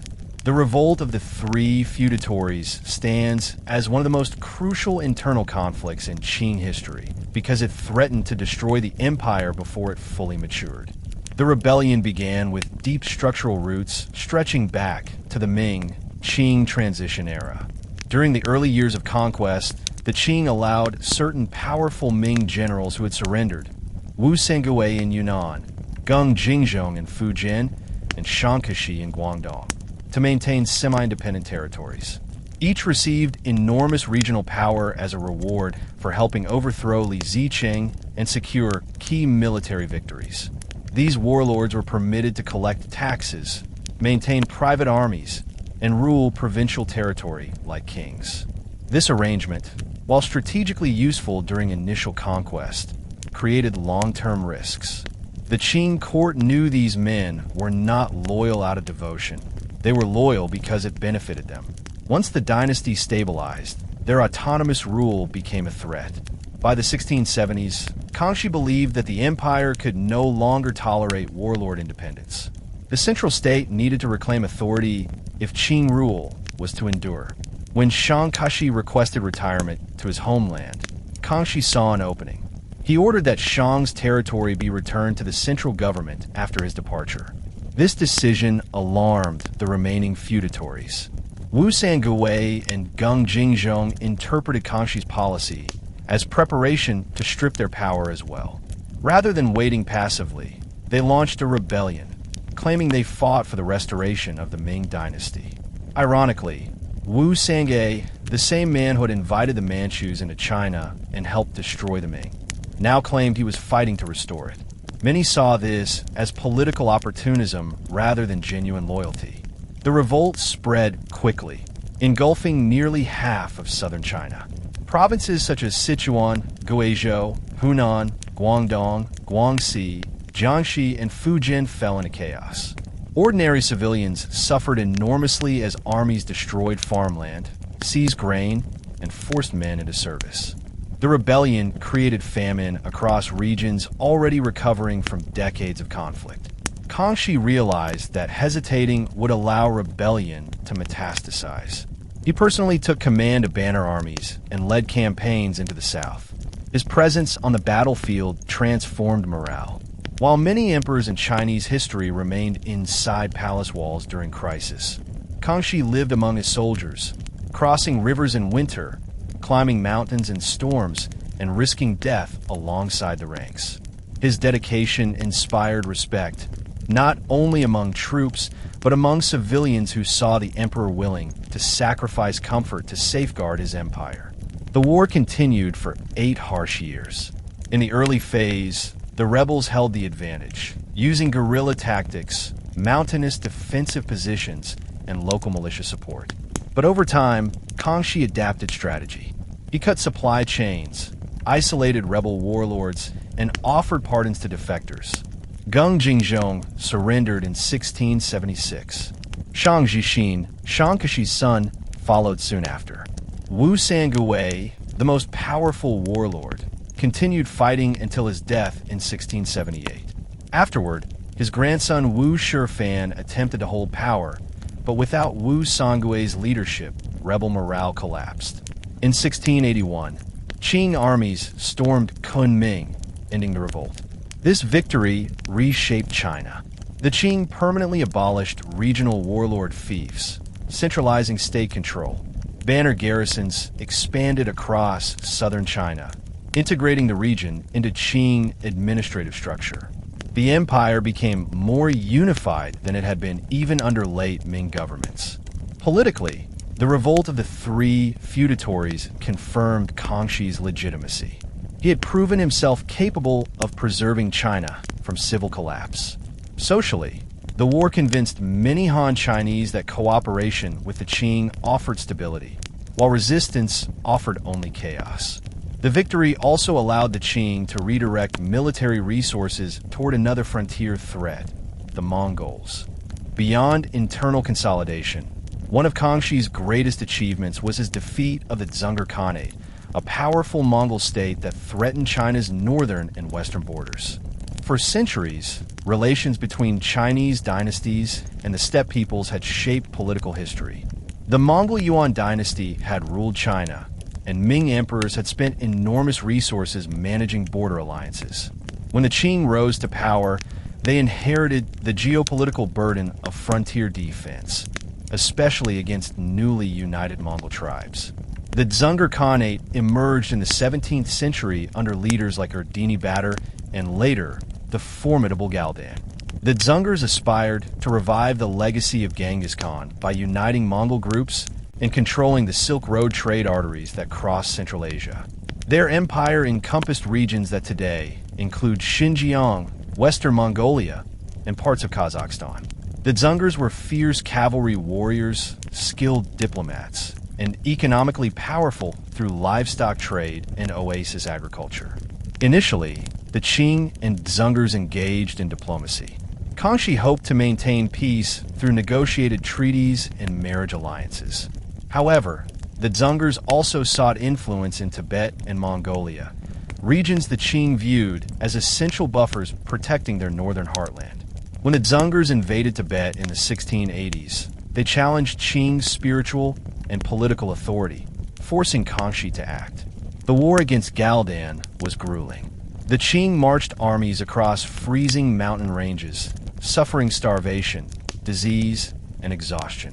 Kangxi himself rode alongside his troops, enduring the harsh winters of the steppe. Unlike traditional Chinese armies, Qing forces combined Manchu cavalry discipline with gunpowder artillery and Jesuit-trained mapping techniques. These scientific methods allowed precise navigation and supply coordination across vast and hostile landscapes. In 1696, the decisive Battle of Jeomodo turned the tide. Qing armies encircled Galdan's forces using coordinated banner divisions. Galdan fled, and when defeat became inevitable, he committed suicide the following year. With his death, the Zhenger threat weakened significantly, though final conquest would occur decades later. This victory was more than military triumph. It reshaped Asia.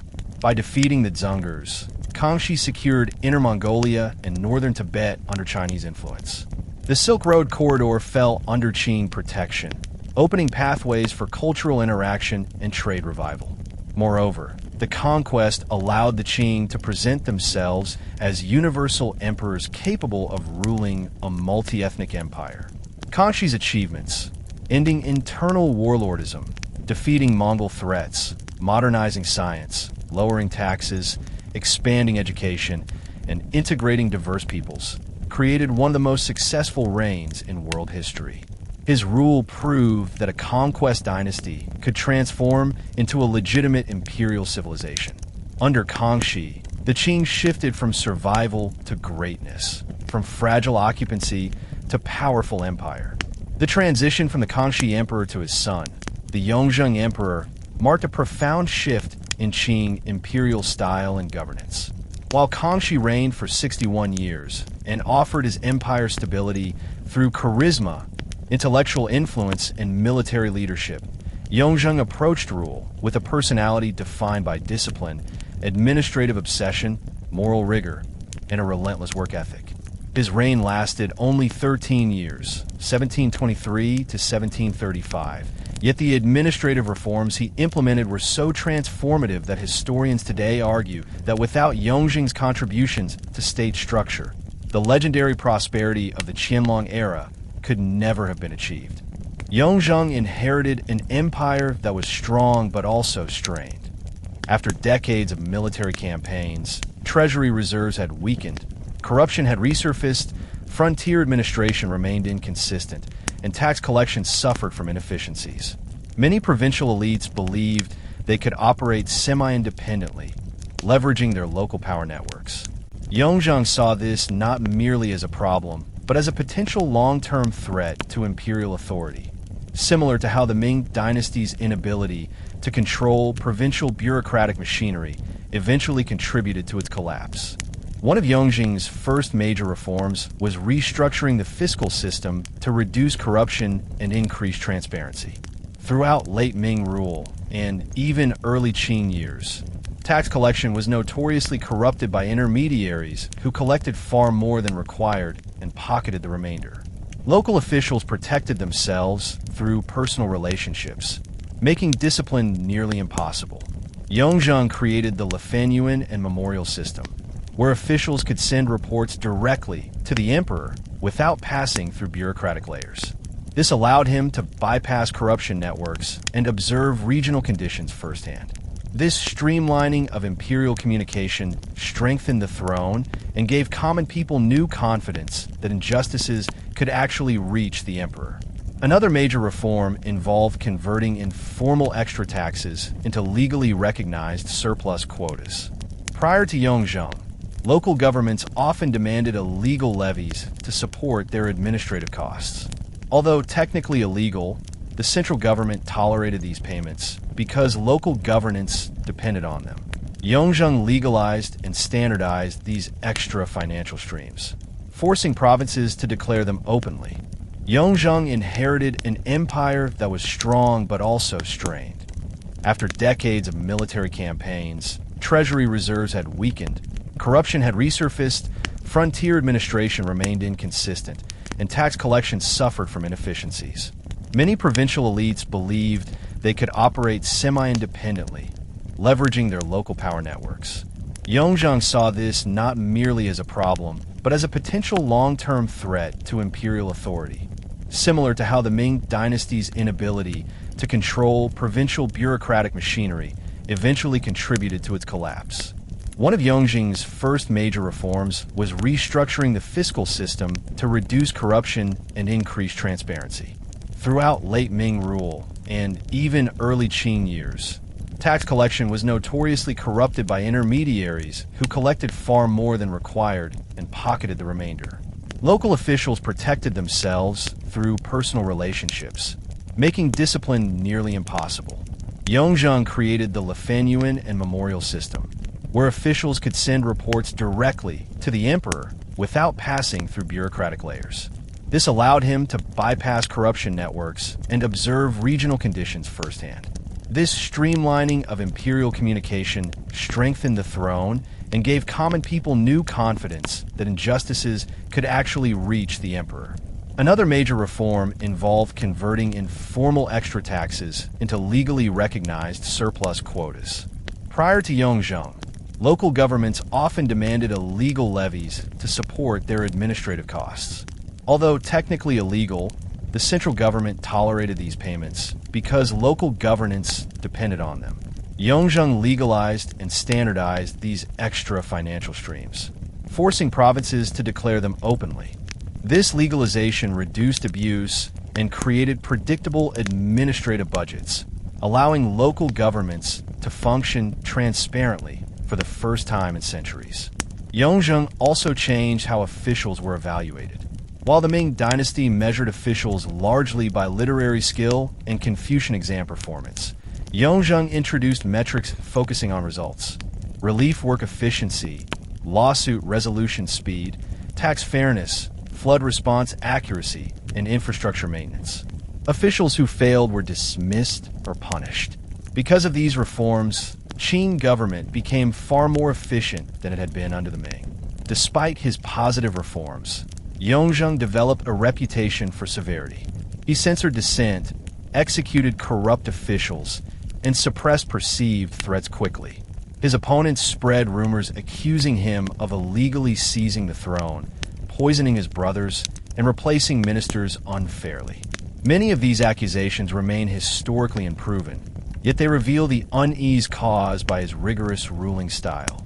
His reformist shock to Qing bureaucracy felt like a blade, cutting away wrought vigorously.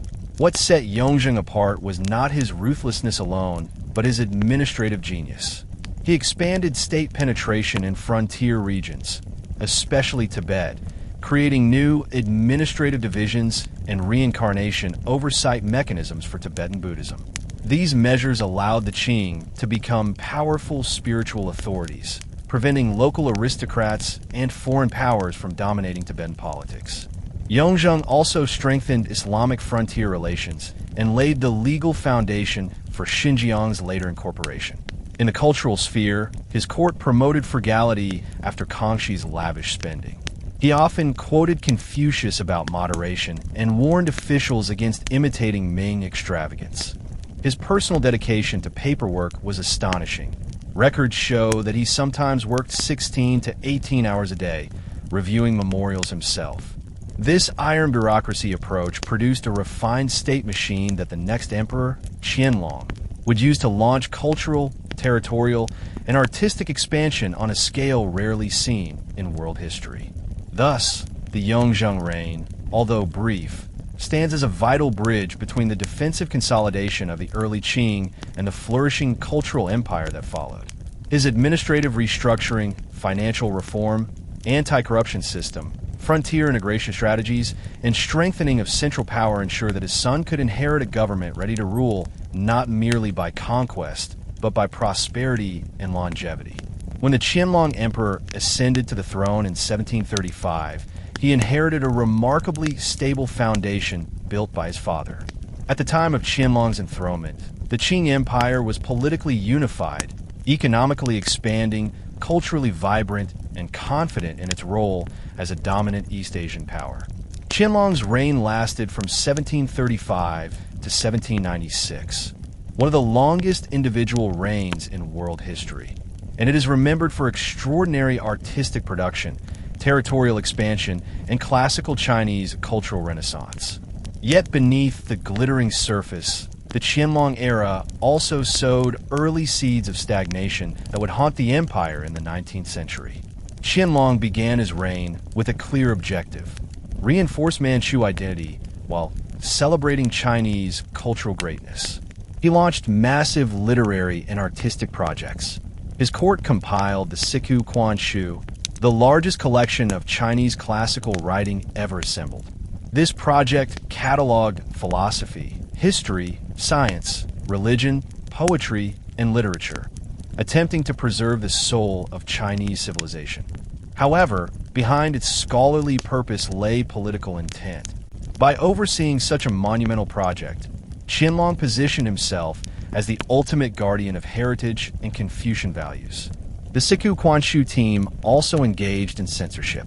Works that criticized the Qing or expressed Ming loyalist sentiment were banned or destroyed. Literary inquisitions, court cases targeting writings deemed subversive, occurred throughout his reign. Scholars accused of anti-Manchu commentary faced exile or execution. While these measures protected imperial legitimacy in the short term, they also stifled intellectual freedom, narrowing academic expression. Yet the early Qianlong decades were immensely prosperous. Population soared from 150 million to nearly 300 million. Agricultural output expanded through the cultivation of new crops, such as sweet potatoes and maize. These foods could grow in marginal environments, enabling farmers to settle previously unproductive land. Increased food supply, combined with stable governance, produced demographic explosion. Qianlong also presided over unprecedented cultural patronage. Court painters like Giuseppe Castiglione, an Italian Jesuit, combined Western shading techniques with Chinese brushwork, creating portraits that remain treasured masterpieces. Qianlong collected paintings, ceramics, bronzes, ancient manuscripts, and jade carvings, transforming the palace museums into some of the greatest art collections on Earth. Militarily, Qianlong achieved massive territorial expansion. His armies conquered Xinjiang, ending the remains of the Dzungar Khanate. The brutal campaign nearly annihilated the Dzungar people. Modern scholars consider the destruction close to genocide. Qing armies then integrated Muslim oasis states along the Silk Road, creating a new imperial border stretching deep into Central Eurasia. The empire expanded to Tibet, Mongolia, the Amur region, and Taiwan, forming the largest territorial China in history. This reveals a striking feature of Chinese history: continuity through ideology rather than rulers. When the Manchus conquered Beijing, they did not impose foreign religion or rewrite institutions.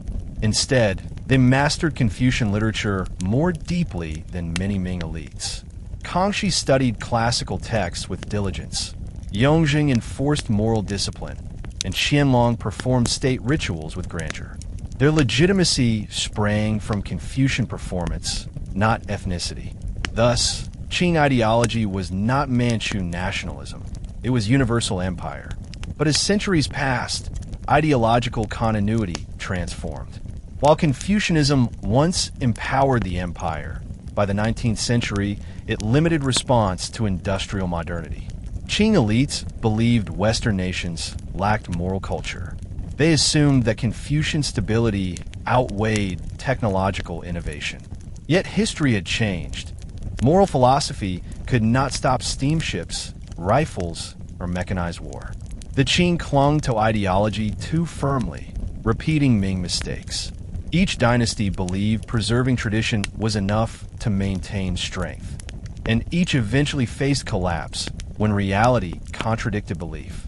When the Qing fell, ideology shifted again toward nationalism. Sun Yat-sen argued that China must define itself not as empire, but as nation. The mandate of heaven gave way to the mandate of the people. Yet early nationalism focused on Han ethnicity, neglecting Qing multi-ethnic legacy. Only later would the People's Republic revive Qing multi-ethnic identity, asserting continuity over Tibet, Xinjiang, and Inner Mongolia. Thus, Qing ideology outlived Qing monarchy. Modern China continues weaving these ideological layers. Confucianism shapes moral education. Qing territorial identity shapes geopolitics. Nationalism shapes foreign policy. Marxism shapes state structure. All four coexist because Chinese history never erases, only transforms. Qianlong also conducted symbolic tours to southern China, projecting imperial presence through ceremony. The emperor wrote poems, patronized scholars, and met with merchants, reinforcing cultural unity. His rule embodied a classical idea: the Son of Heaven wandering through his earthly domain, receiving tribute and confirming cosmic order. Yet the later Qianlong period began showing cracks. Corruption returned through powerful favorites, such as Hushin, whose influence drained the treasury. Administrative discipline weakened as Qianlong aged. Massive spending on art, military campaigns, and palatial architecture consumed wealth. Population growth outpaced food supply, straining farmland and labor markets. Rural riots and secret societies appeared, signaling structural stress. The emperor's final decades exposed the limits of autocratic perfection. Nevertheless, Qianlong's reign symbolized the height of Qing glory. The empire he helped build stood as one of the world's most formidable, multicultural, and intellectually rich civilizations. But just as Ming prosperity in the 16th century masked collapse beneath the surface, Qing triumph during Qianlong's era concealed vulnerabilities that would erupt violently in the 19th century: foreign invasion, internal rebellion, and imperial decay. Before those disasters, however, the Qing still believed they ruled the center of the world. The next segment explores cultural identity, imperial psychology, and why the Qing worldview hardened into fatal arrogance. To truly understand the Qing at their golden height, one must examine the ideological self-confidence that defined the empire during the Yuanzhang, Qianlong generations. The Qing worldview combined Confucian universalism with Manchu military pride, forming an imperial philosophy that shaped foreign relations, domestic culture, and political memory. The dynasty viewed itself not only as guardian of China, but as moral center of civilization. This belief had deep roots in Chinese political tradition, but under Qianlong, it crystallized into a worldview that praised cultural perfection and underestimated global changes occurring beyond China's borders. The Qing court saw its empire as a cosmological hierarchy.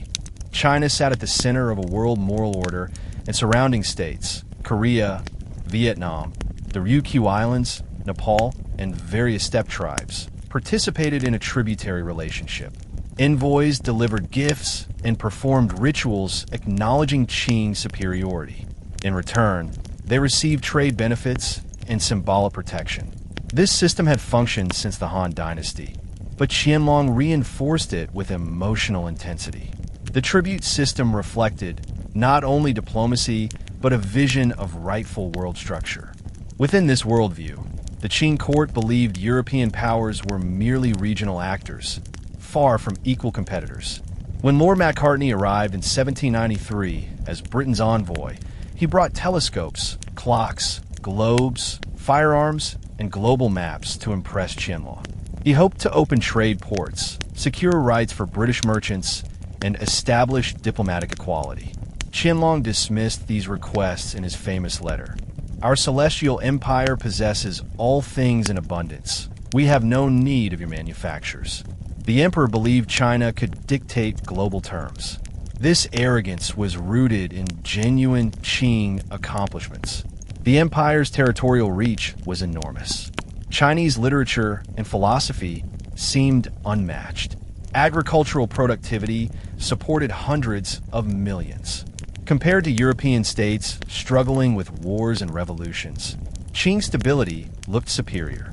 Yet the refusal to understand industrialization, capitalism, and naval expansion overseas would later prove catastrophic.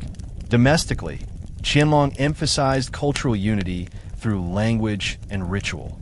Manchu banners remained elite militarily, yet Han culture dominated administration and philosophy. This fusion created internal tension. Manchus feared losing their identity if fully assimilated into Chinese culture, while Han elites feared being permanently subordinate. Qianlong navigated this by promoting bilingual governance. Official documents circulated in both Manchu and Chinese. Martial values were preserved through banner households, while civil service exams continued selecting Han scholars. The dynasty sought balance, but over time banners became economically dependent on state stipends, reducing their military effectiveness. In literature, Qianlong promoted orthodox Confucian morality, suppressing heterodox movements. However, this suppression unintentionally narrowed intellectual life. The great Qing culture of the 18th century therefore possessed grandeur, but limited conceptual flexibility. Scholars produced vast encyclopedias and classical commentaries, but rarely challenged foundational philosophy or political theory. Meanwhile, population pressure reshaped society. As land became scarce, millions migrated southward, forming Hakka communities in Guangdong, Jiangxi, and Fujian. These migrations created cultural tension between older Cantonese groups and newcomers. The Qing underestimated how these social strains could eventually manifest in violent rebellion, such as the future Taiping Rebellion. Underneath the cultural beauty of the Qing Golden Age was a deep contradiction. The empire claimed perfection at the precise moment its foundations began weakening. Yuval historians sometimes argue that when civilizations insist they are eternal, they unknowingly announce their vulnerability. The Qing of the 18th century did not see themselves as a declining power. They believed destiny favored them permanently. The end of the Qianlong era marked the beginning of a slow but irreversible decline for the Qing dynasty. Ironically, the Qing appeared strongest just as internal weaknesses were taking deep structural root. By the late 18th century, the empire stretched across the largest territorial footprint in Chinese history. Population soared, trade centered through Canton brought silver wealth, and classical culture thrived. Yet these signs of prosperity hid the fact that the Qing system rested on fragile foundations, stagnant institutions, bloated bureaucratic networks, declining banner strength, uncontrolled population growth, and corruption spreading through the highest offices of government. Nowhere did these problems crystallize more clearly than in the meteoric rise and catastrophic influence of a single man, Hushan. Hushan entered Qianlong's court as a young imperial guard and quickly charmed the aging emperor.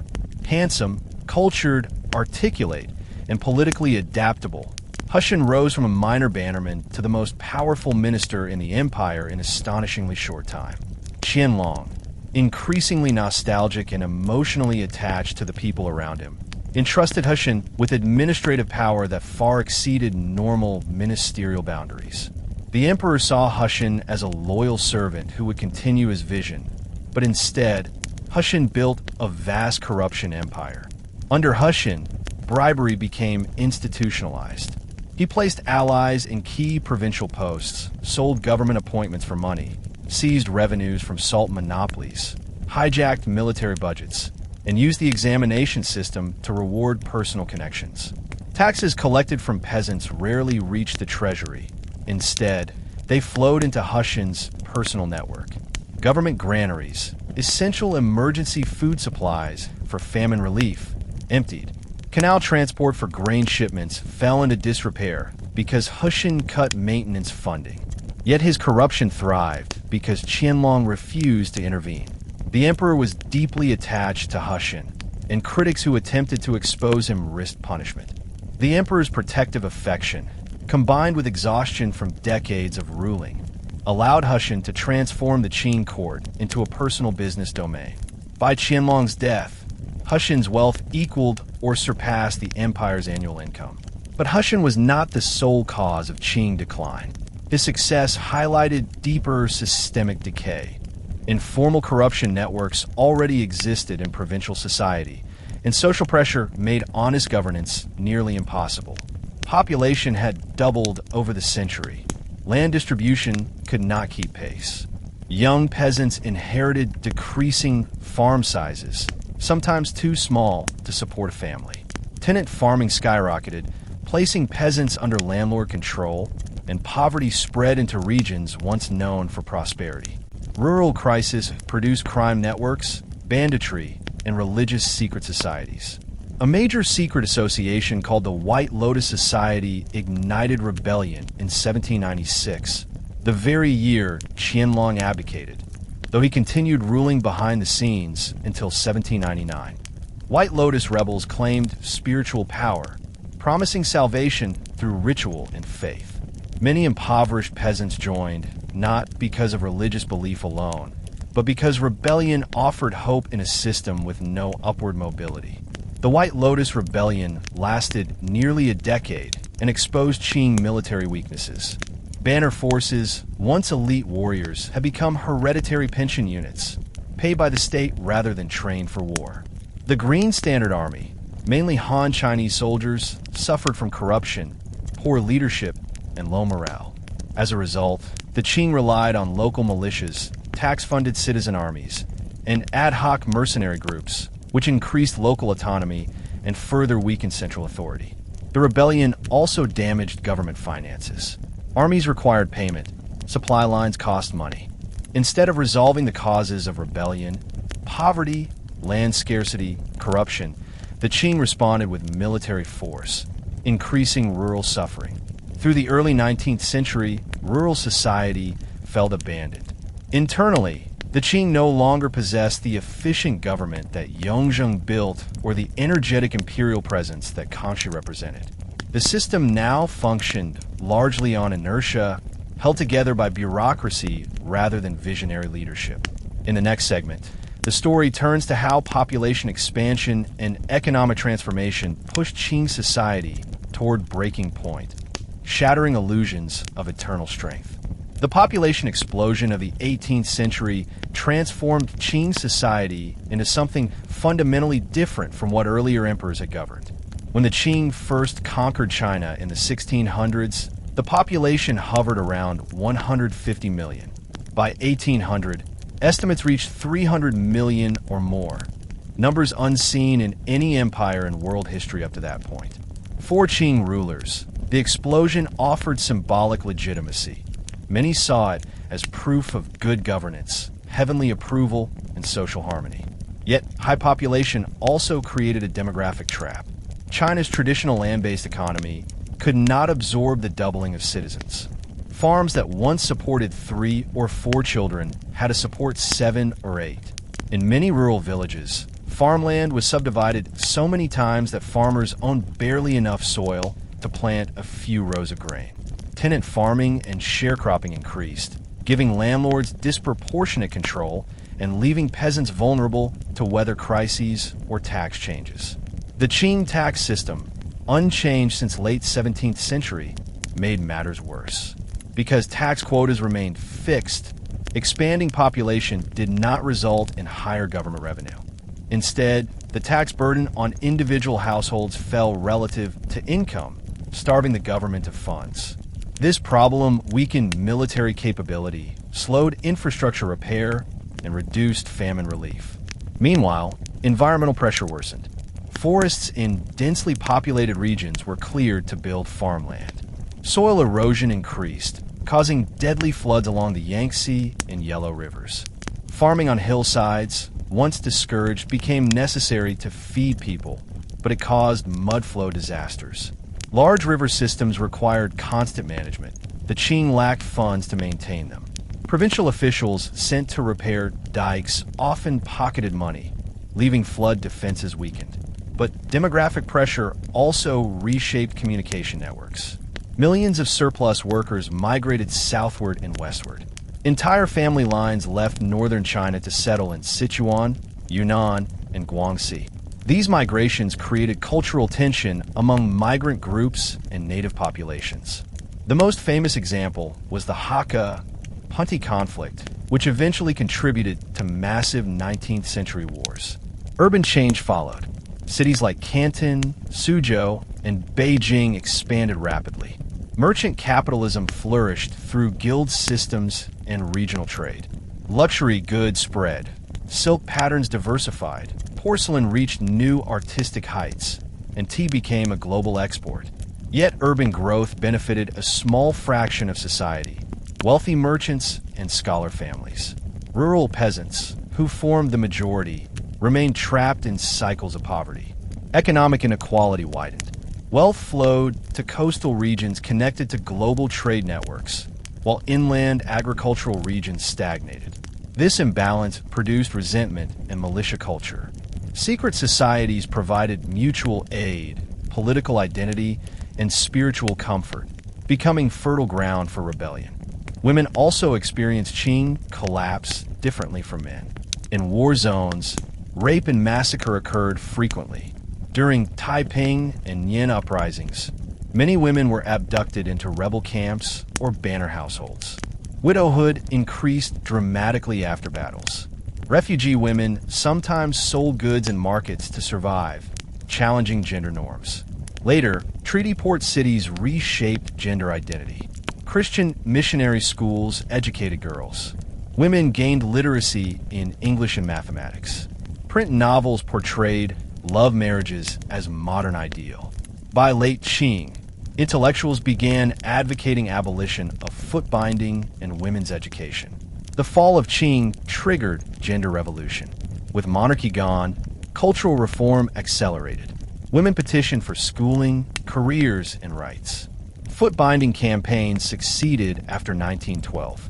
Women writers published essays demanding equality. Thus, gender history reveals collapse not only broke political order, but challenged social structure. Women moved from symbolic cultural icons to active participants in modern transformation. The Ming and Qing collapses redefined Chinese identity in ways that continue to influence modern politics. Identity is never static. Each dynasty reshaped what it meant to belong to the nation. Ethnicity, class, language, and geography all transformed through collapse. The Ming Dynasty emphasized Han identity strongly.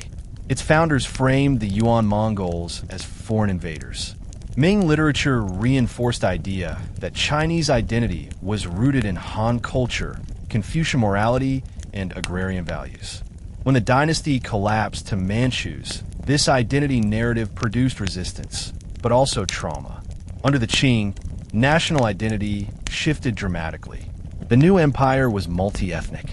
Manchus, Mongols, Tibetans, Hui Muslims, and Han Chinese all existed under one imperial umbrella. The Qing suppressed Han ethnocentrism because it threatened unity.